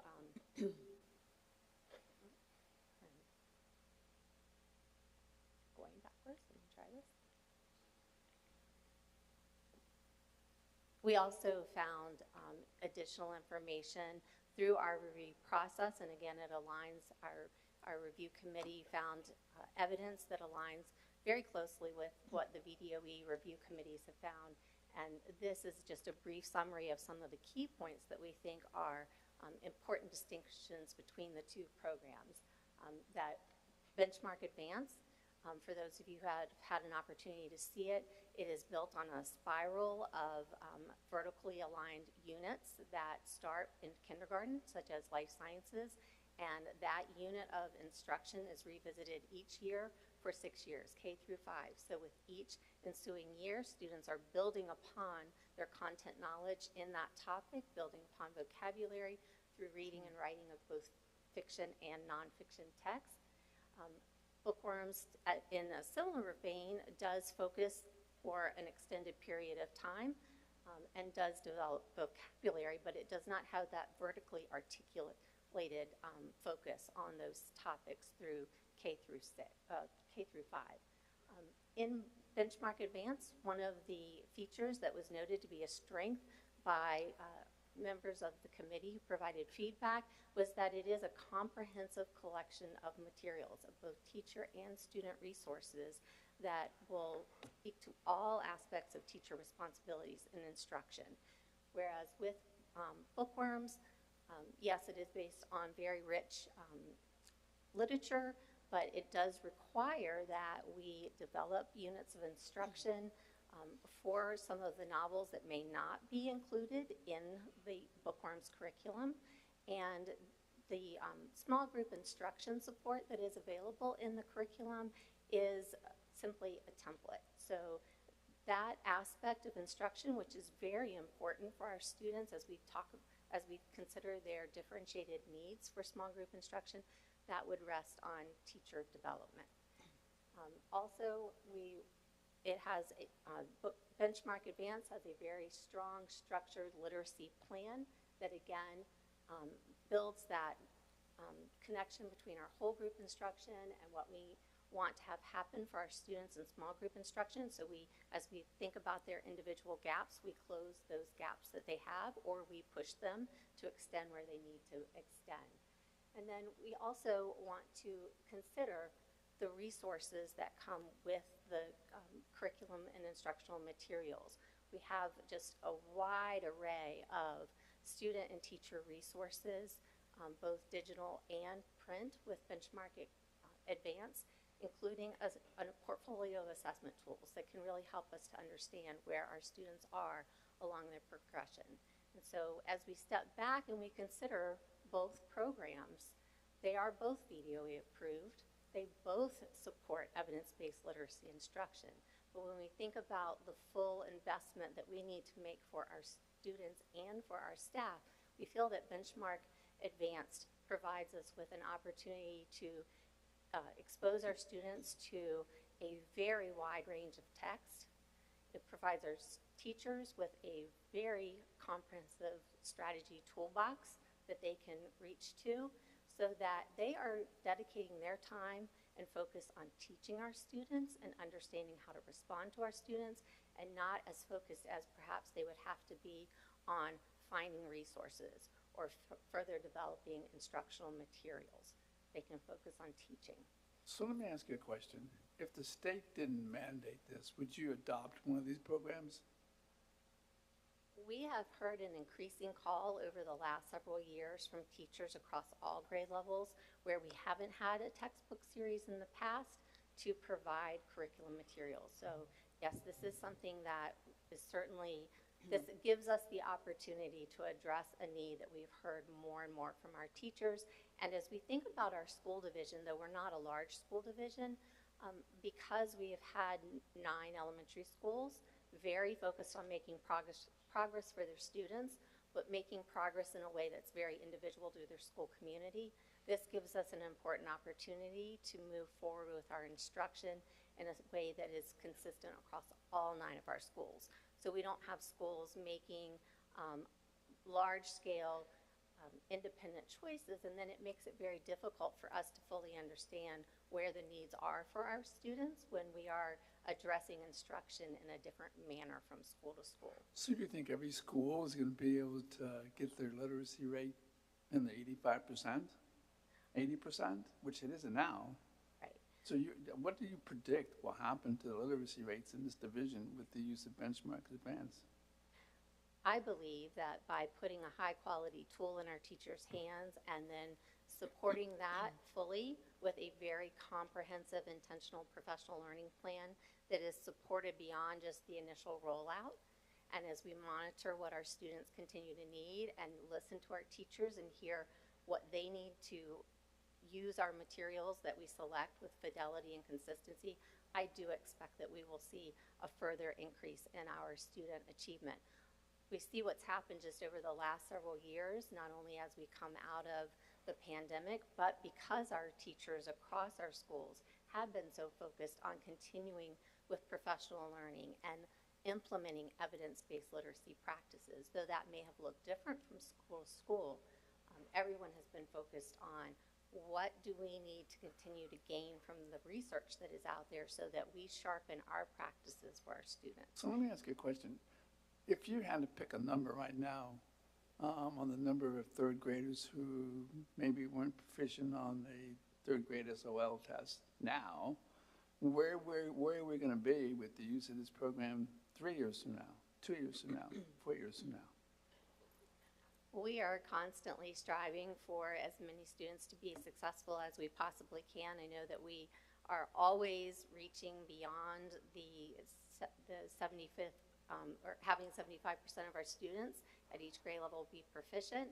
And as we dig into our student groups and further examine the needs that they have as individuals, we are pushing ourselves each year, just as our schools are, to continue to succeed. What happens to the third grade student who can't read? Then, do exist in the division. Yes, unfortunately. Not more than one. It's a reasonable percentage. So you're going to solve that problem. Our school teams, yes, with our support and our school teams being so passionately focused on their students, we know who they are, and we are continuously looking to our tools and to each other and to professional learning so that we can most effectively meet their needs. And very specifically, what did James River, what do they want? Dr. Classes. Well, we should probably refrain to the Robert's Rules of Order for questions further. You can't do follow-ups. Yes. I think it's like 3 in a row is the max. So. Yeah, I was just getting ready to state that we do. We've had 3 so far, Mr. Cavazos, so. Okay, thank you, Mrs. Henley. I have some questions, but I'm looking to my other board members before I go. Ms. Chen, go ahead. I think it's clear from the unanimous vote from the board that we needed more time to consider such a huge decision that affects so many students, families, and teachers. Just want to say that I acknowledge that we received feedback, pretty strong feedback from both sides. And so my question, I agree with all the questions that have been asked, and I appreciate my colleagues here asking them. So I just want to, in addition to that, in addition for the request for data and more in-depth review, if you could speak to if there are opportunities now that we do have additional time and the board has asked for more time for consideration, if there can be consideration for additional feedback data. We received feedback data. I'm wondering if that data is planned to be shared with teachers and with families.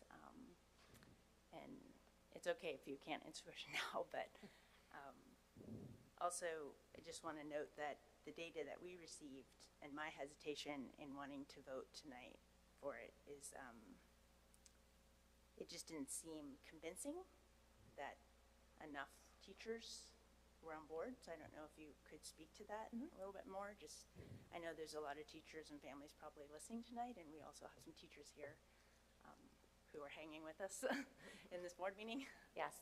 So when we had the opportunity to take the materials to the schools, we knew that we had 243 K-5 classroom teachers in our 9 schools. And of the 243 classroom teachers, we had 79% of them participated in that opportunity to give us feedback, which I'm very proud of the staff that shows their commitment and how important they believe that having a curriculum that can support the work in their schools is. And so of that, 59% of the respondents indicated that Benchmark was the curriculum that they felt could best support their students and their work.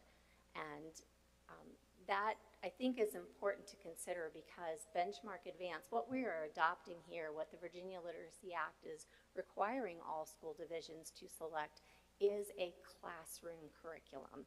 So we're talking about the instruction and the materials that will be delivered to all students in the general education classroom. And so I'm proud of the fact that 79% of our teachers chose to participate in that feedback opportunity, put their hands on those materials, and tell us what they felt was the best choice. So that coupled with the decision of the review committee, and the review committee was made of 30 members of our community, primarily internal stakeholders, but parents as well of elementary students who I believe were very dedicated to a quite rigorous process that lasted for 12 weeks, starting with an orientation of their task, followed by vendor presentations from all 4 of the companies of the curricula that we were originally considering. And then we took each curriculum individually and allowed for a 2-week time period during which the review committee members could inspect and focus on just that curriculum. And then we came together and we discussed the strengths and opportunities of that curriculum. And so we proceeded through all 4 programs that we were considering, and we came together on December 7th at what was initially thought to be our last meeting based on the timeline we shared with you. And at that time, in addition to the review committee members talking about the strengths and opportunities and having a preliminary discussion about which curriculum we thought was best for our students, we also realized that the teacher voice was fairly low. And so at that was the point at which we felt we needed to extend the review timeline for an additional week and a half so that we could get the materials into our schools to try to break down that barrier.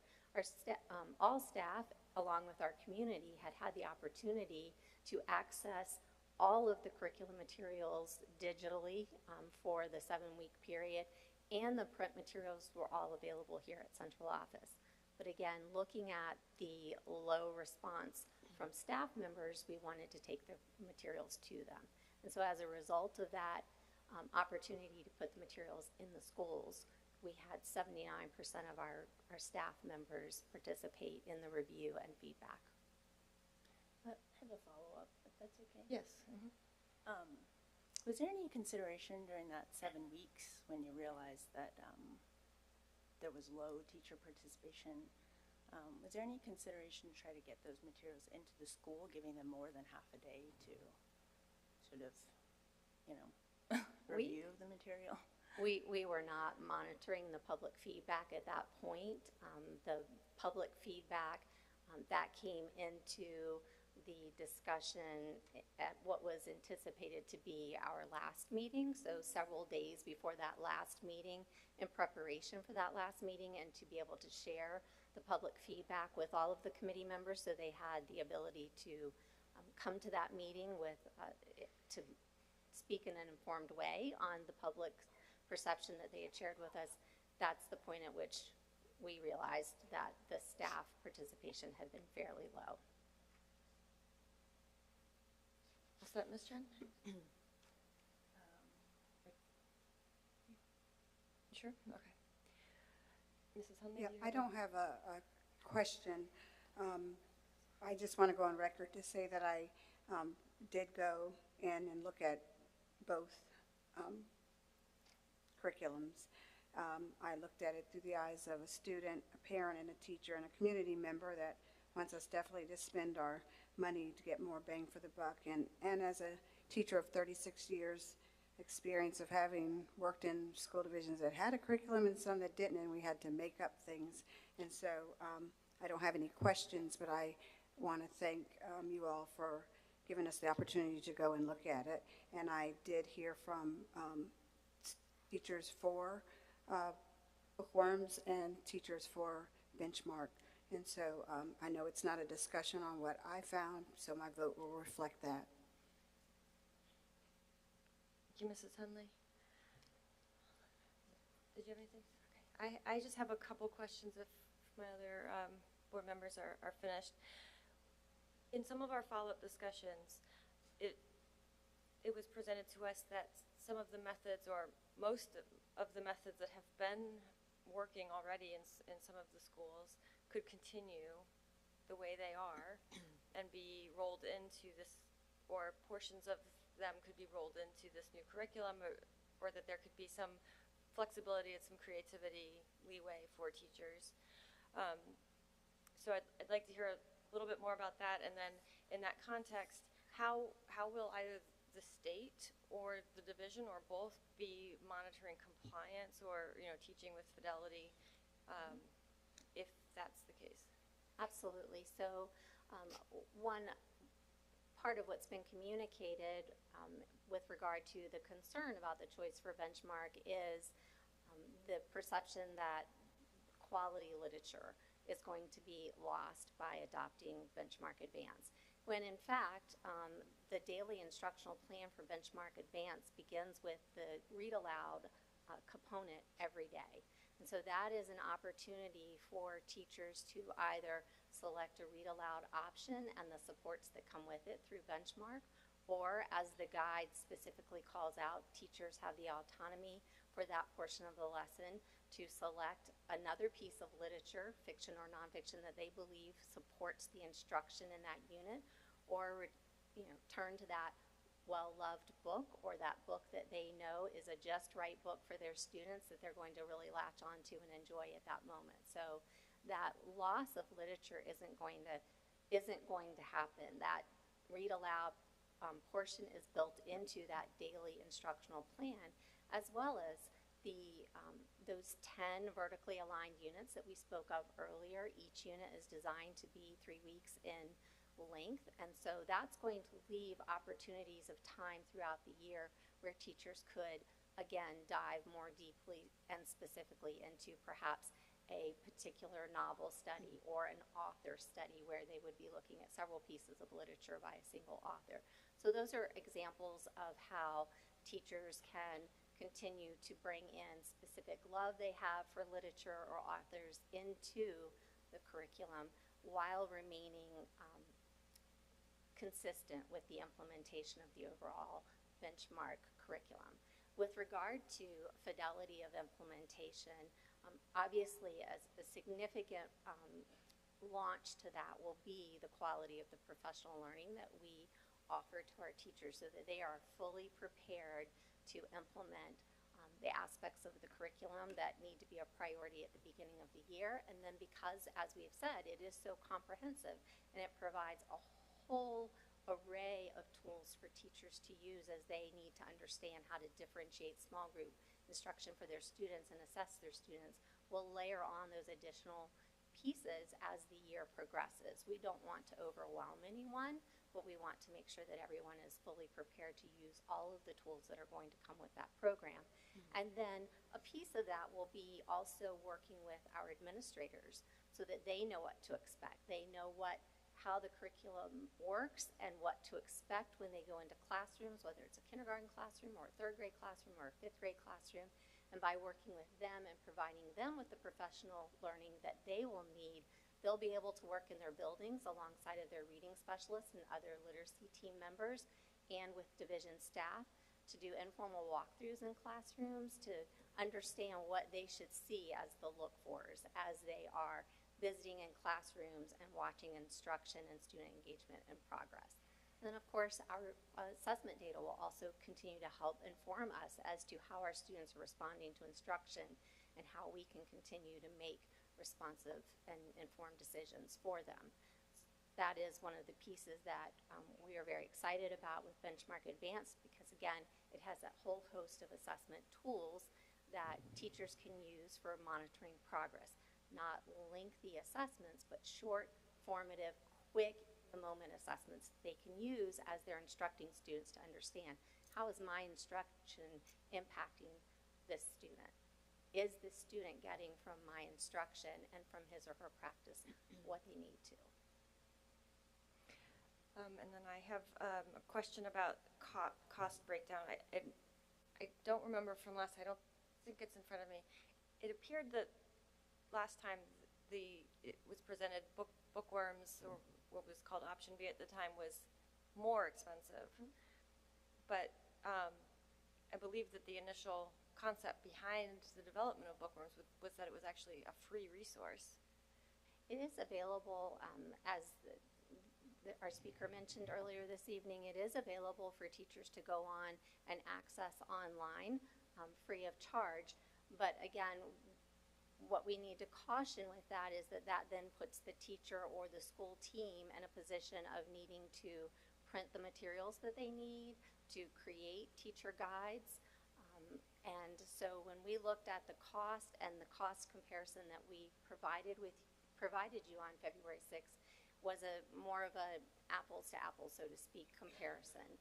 So with Benchmark Advance, we are getting the full kit of teacher and student resources and all of the digital resources that are available for teachers and students for 7 years. And that includes the consumable pieces that we will not have to continue to pay for each year. With the bookworms purchase this year, we would be purchasing those teacher guides that you had the opportunity to see.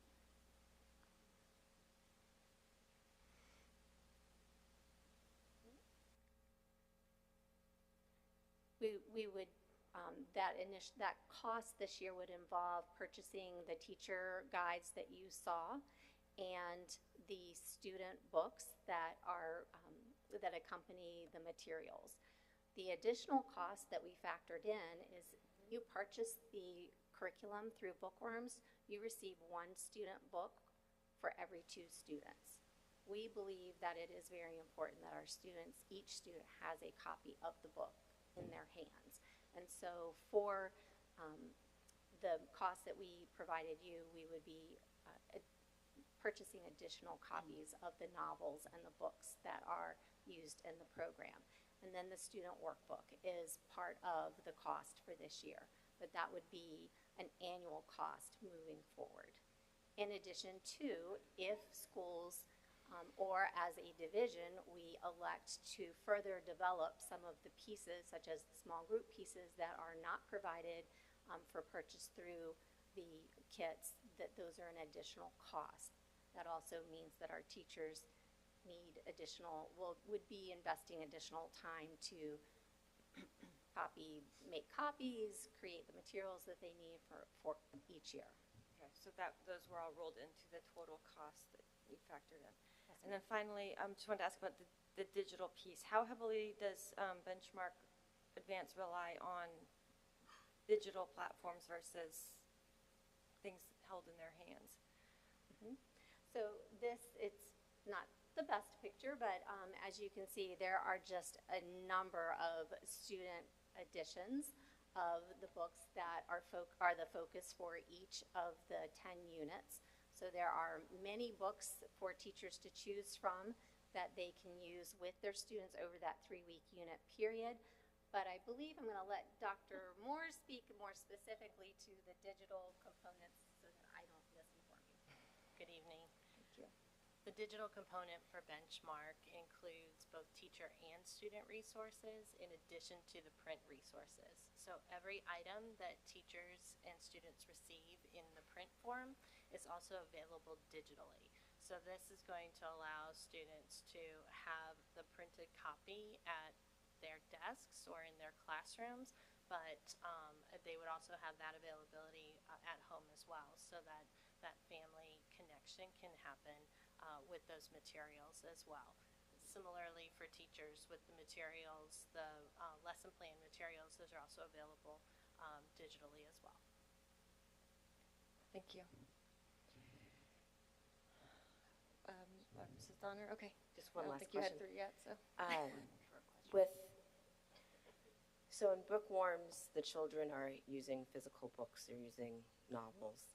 In Benchmark Advance, and admittedly, my other job didn't allow me to come to see the things in person at the moment. What type of, when you say materials, from what I understand, it's more like, I'm going to take it old school to the 80s, like weekly readers. It's not books and literature and those kinds of things. So I'm just trying to understand, what is it that the children are actually reading? With the benchmark materials, children are reading real books. There's a wide variety and there's a large volume of text that they're reading. So those may take the form of a student consumable that's made of newsprint. They receive a new student consumable. It's in a booklet form every 3 weeks. But in addition to that piece of text that is used for the core whole group lessons, There's also printed books that the students are using during small group instruction. We can see in the photograph that we have here that there are big books that are provided for students and teachers to interact with in the kindergarten and first grade classrooms. There are also small books of reader's theater as well as decodable text.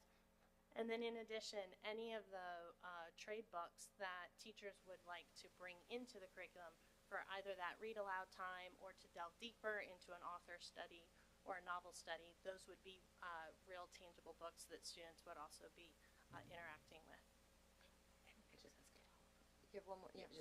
So I just want to understand, so again, going back to the dark ages, like I remember we used to get novels, and so you were reading a novel in the classroom along the book. So are they reading novels, or are they reading excerpts of novels? Like, what are they, and I know that might not be in the K1 and 2, but when they start getting to, like I know when my daughter's in second grade, like she's talking about chapter books and reading an actual book. So are they reading actual chapter books, or are they reading excerpts of books?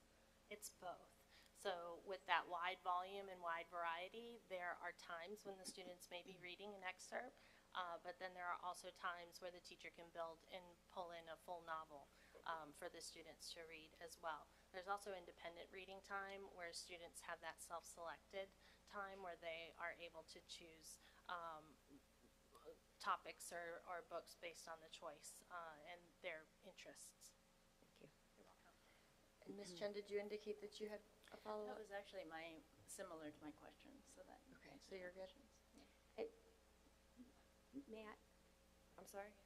I was just going to say, Sorry. may I add to that? Because I think one of the things for us to also keep in mind is that each of our elementaries have very richly resourced book rooms with books for our students K through 5, many of which are novels. And so we have multiple copies of individual novels. And as Dr. Moore reminded us, during that read aloud and other times throughout the year with instruction, but definitely within that read aloud time each day, if a teacher is highlighting a particular novel, then it is very possible for the teacher to bring in multiple copies of that novel into the classroom and for the students to have copies of those novels in their hands as well as during the independent time when they can choose novels and other books, fiction, nonfiction, works of poetry, to read during their independent time, because we have a responsibility to our students to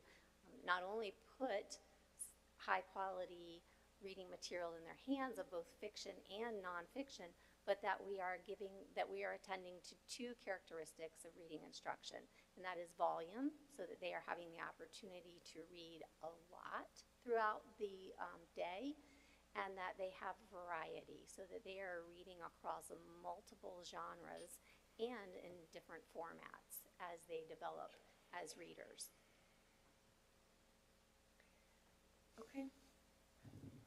Well, thank you very much for this extra presentation tonight and allowing us to ask questions and have more discussion. I think we all felt that this is a big decision and a big shift, and it deserved some time and space to allow us to have more time to think and ask questions and consult with you and with others. So we do appreciate that.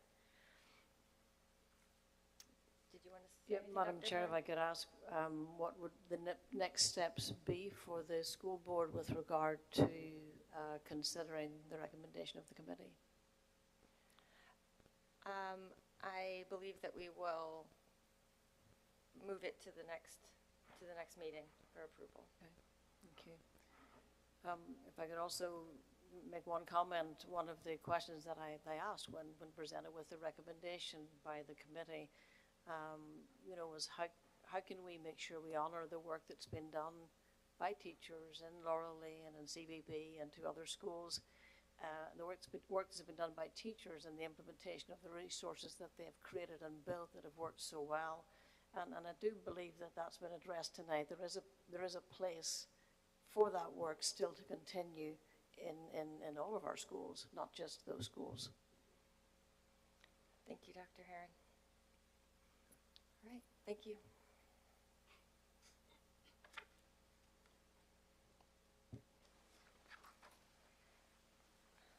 All right, we are coming towards the end for tonight. Board member comments. Mr. Riffle, can I start with you tonight? Sure, but mine's pretty long, so Yours is long? I'll go with it. Let's get it. Let's get it done then. All right, well, good evening, happy Tuesday, folks. And I just want to say congratulations and thank you to our Teachers of the Year and Madam Clerk for all they do for our division. It's so important and essential to the well-being and health of what we're doing for our students. So, but as highlighted by Ms. Ewing, I just want to take a leap into a little bit of like what the state is up to when it comes to the budget, which is why I said it's a little longer than most. The House and Senate have both unveiled budget proposals of this past Sunday. This Thursday, both chambers will insist on their versions to advance them both into a committee of conference where negotiators will collaborate and find compromises. There's plenty of things to track, but they are on time as of right now to pass a budget within the 60-day regular session. So, which is good news for us here at the local level. Both proposals boost funding for public education, especially for students from low-income families and English language learners. The House suggested a 3.375 increase, and the Senate proposed a 3% increase for the next 2 years for teacher pay. This means teachers will being paid close to pre-pandemic levels across the Commonwealth, which may differ here in our own division, which is led by 2025-2026, which is a significant step from what the governor has proposed himself. There are differences between the House and Senate plans. The House wants local governments to fill the gap for increasing the teachers' wages, which is what has happened previously for the past couple of years and most of what has happened. On the other side, the Senate has set aside $1.6 billion to nix the 15-year cap on the state's funding for support positions. So as I suggested to Ms. Ewing in my question, I just wanted to maybe hear a bit more about that, but I know that they put together this lovely long document for us to read over the evenings of the next meeting. The Senate's plan also is using a general tax revenue source for teachers' retirements, which is freeing up around $300 million from the literacy fund to upgrade schools. So it's basically suggesting that they can use other parts of our taxes in the state level to kind of give local, that goes with their support cap lift. It's kind of a weird jargon or thing, but I just wanted to mention it's a pretty innovative idea for a state to take on. But I just want to say that both plans are taking large steps to kind of tackle the funding gap highlighted by the JLARC study, which should be kind of something we should celebrate here at the local level, and thank our funding partners for taking steps like this when we're asking for it here at the local level. So, but on a personal note, I'm excited for Ms. Chin and I to go to our first student advisory committee meeting tomorrow. I'm excited to hear from our students, get back into a classroom style setting and advocate for their needs. So, but thank you all for being here so late, and I'm sorry for that long update. That's okay. Thank you, Mr. Riffle. Mr. Hosang? Yes. I'll try and be shorter than Mr. Riffle on that, but I want to congratulate all the teachers that won Teacher of the Year awards tonight. And I also want to thank Ms. Aller for all of your help in getting us through this and bringing us through the new board members and getting us up to speed. So we thank you very much for everything. I just want to, I guess, put my comments out there. These weren't questions that I had. These are just more comments. Regarding the literacy program, I'm kind of concerned regarding benchmark because what we were told last time, it's a newer program this year. It's been updated, so it's never been tested. It's never gone through any review. So I have a concern with that. And I'm also concerned that we have been told by a couple individuals that there are other school districts that have used benchmark in the past and are dropping it because they did not like the results that they were receiving. And because of that, I'm right now leaning towards bookworm. I'm not saying that that's going to be what I'm going to be going with. I could be swayed. But we have teachers who have talked to us and provided statements to us about the success that they've been having. And the success they're having is by them implementing a portion of it. It's not been approved by WJCC, so the teachers are going out there on their own and getting this program, and they don't have the full program. So what my thought is, what the heck is going to happen to these students who are excelling right now when we get the full program to be used? So that's where I'm looking at. That's what I'm hoping will take place. Again, we've heard from teachers that greatly support Bookworm. I've been told that we have comments from teachers regarding Benchmark. I have not seen those comments, so I don't know what those are. I'll look forward to receiving those. But I thank the teachers who have come forward with the success that they've had with Bookworm, and please continue to keep those students reading. Thanks. Thank you, Mr. Hosang. Mrs. Hundley? He was short, and I'll go long. So then you'll be short, and she'll be long. It's a pattern. So, again, I always said that Miss Aller walks on water, and I want to thank her. And the Teachers of the Year, which when I heard TOY, that's the abbreviation. I was like, oh, they're toys. So anyway, that was a new thing. But what I wanted to talk to about in my comments tonight is about our fine arts department.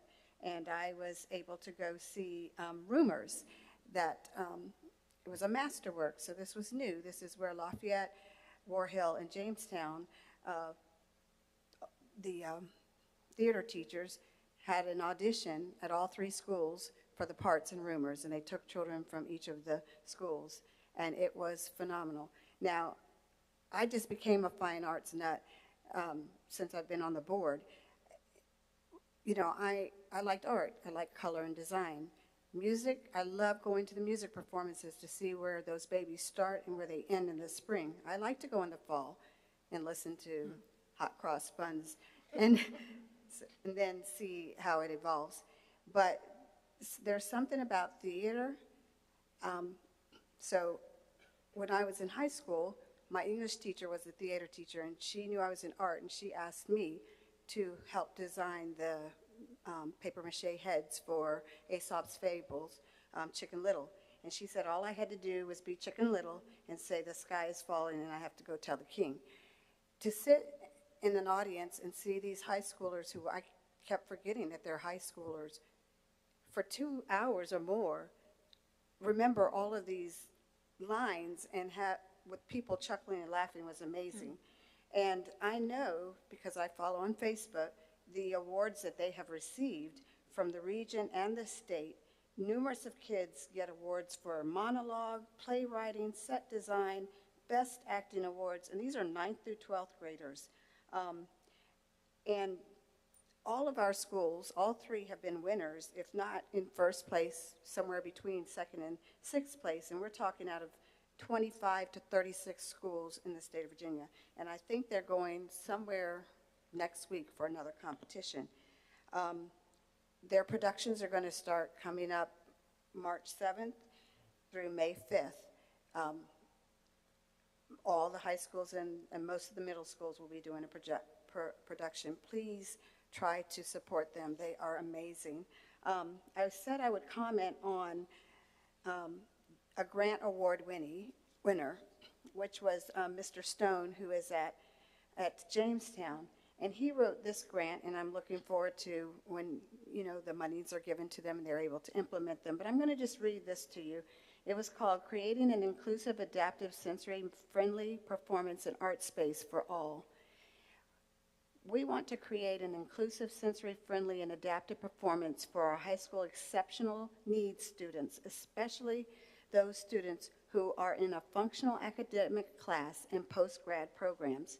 These students are often isolated from their peers and often miss arts, performances, and programs.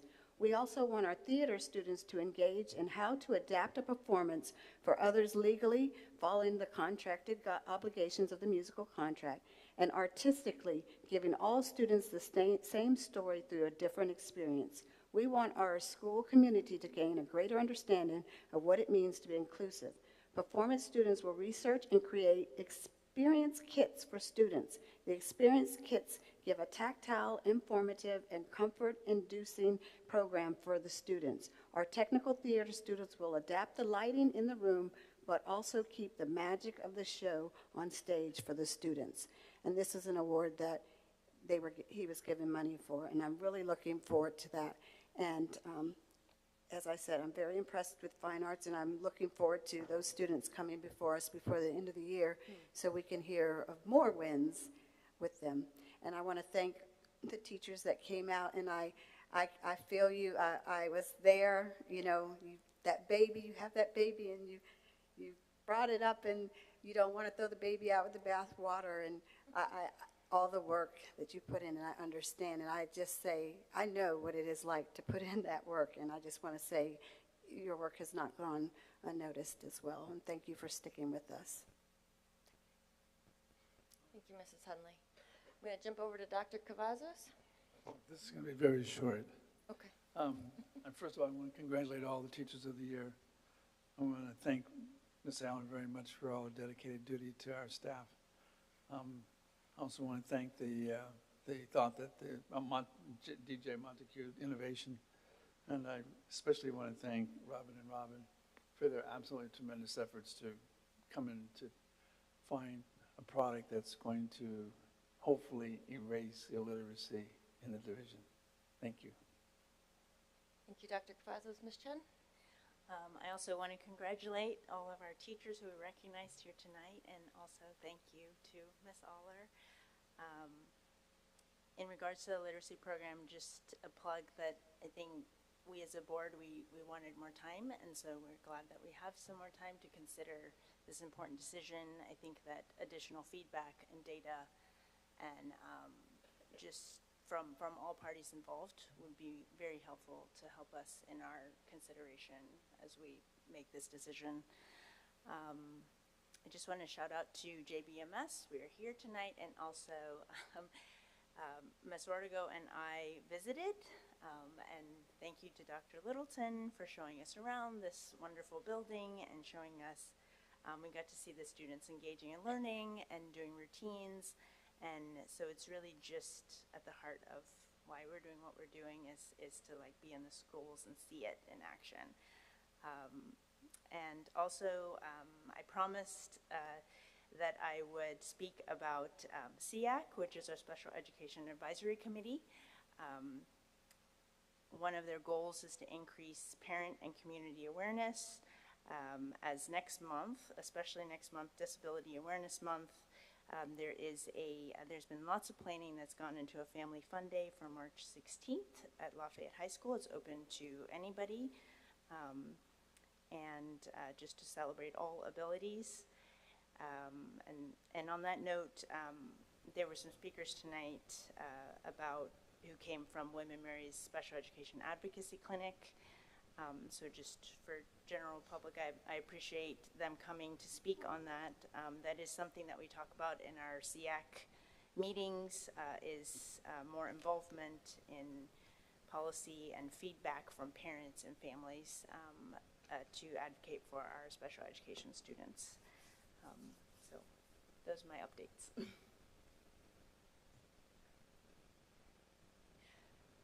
Thank you, Ms. Chen. Mrs. Donner. I'm supposed to be short because I'm right. As we're going through. All right. So I will just say congratulations to all of our teachers of the year. Thank you, Ms. Aller, for all that you do. Thank you for all the teachers for coming out and sharing your perspectives and for emailing us. Thank you to our curriculum team for doing the hard work that you're doing, and I just appreciate the board and our being deliberative about this because it is such an important decision that will affect this generation of kids coming through our school system. So thank you for that. Thank you, Mrs. Donner. I will try to be neither short nor long. Of course, you know, it's been said 7 times, but of course, congratulations to our Teachers of the Year and to all Teachers of the Year, past and present, and we have one sitting on our stage with us, I think. It's those exceptional teachers that are on the front lines every day, making an impact on hundreds and hundreds of students over the course of their lives, and we just appreciate the dedication and the hard work so much, and we congratulate them, all the ones that were honored this year. We look forward to celebrating them further in May. Of course, Ms. Aller, we've said it before, but we can't really say it enough, so you are the glue. You hold us all together and keep us on track, and there's a lot of things that you have to keep track of for us, so we really, really appreciate you, and we love having you as our clerk, so please don't leave. And thank you to all of the speakers that came out. There was an array of topics. We appreciate hearing from our community. We want to know what's on your mind, what is good, what is bad, what is working, what's not working. We love hearing from our community and our parents, our teachers. So thank you for taking the time out of your evening to come out. And in conclusion, there are two groups that I would like to honor, and one group is the Curriculum Review Committee that is comprised of experts, subject matter experts, and groups that they pull together, and they do a tremendous amount of work. I think they worked for over 6 months, and I want to honor that work because that's a heavy lift, and I know that a lot of thought and attention was paid to many different aspects, many aspects that we're not even aware of. So just the things that we are aware of, I do want to honor that work and say we appreciate it.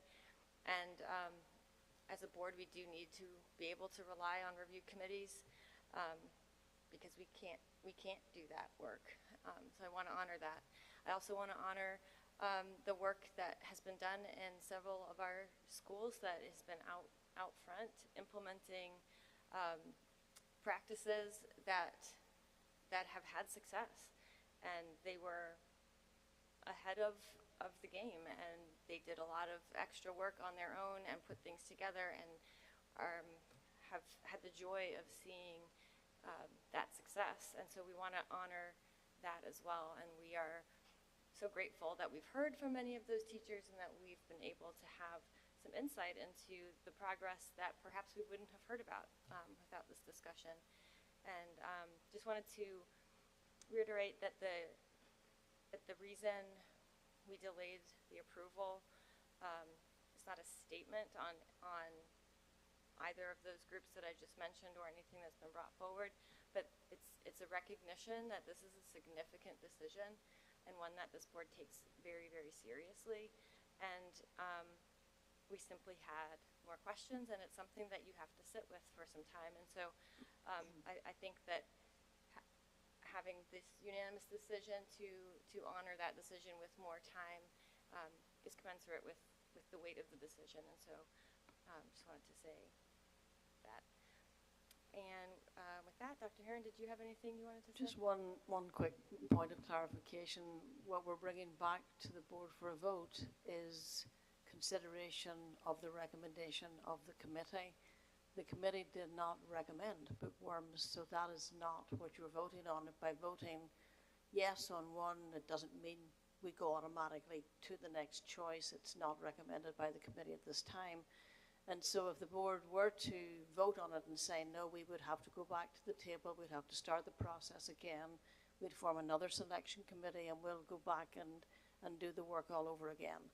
And that will delay our implementation by 6 months. Just want to clarify that.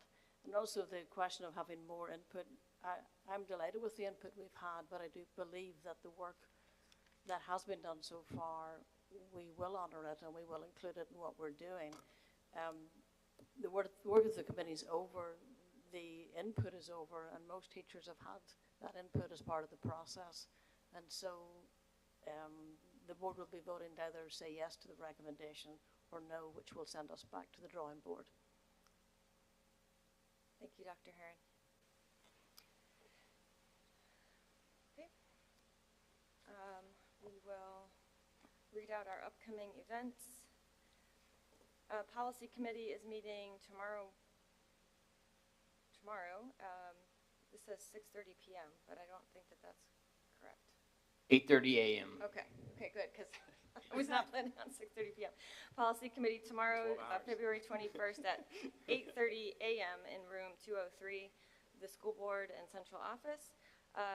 We heard Student Advisory Committee is also meeting tomorrow at 3 p.m. I think that's correct. Yeah, Jamestown High. Jamestown High School Media Center. Special Education Advisory Committee. This says February 8th, but that's probably not correct. I will circle back to that one.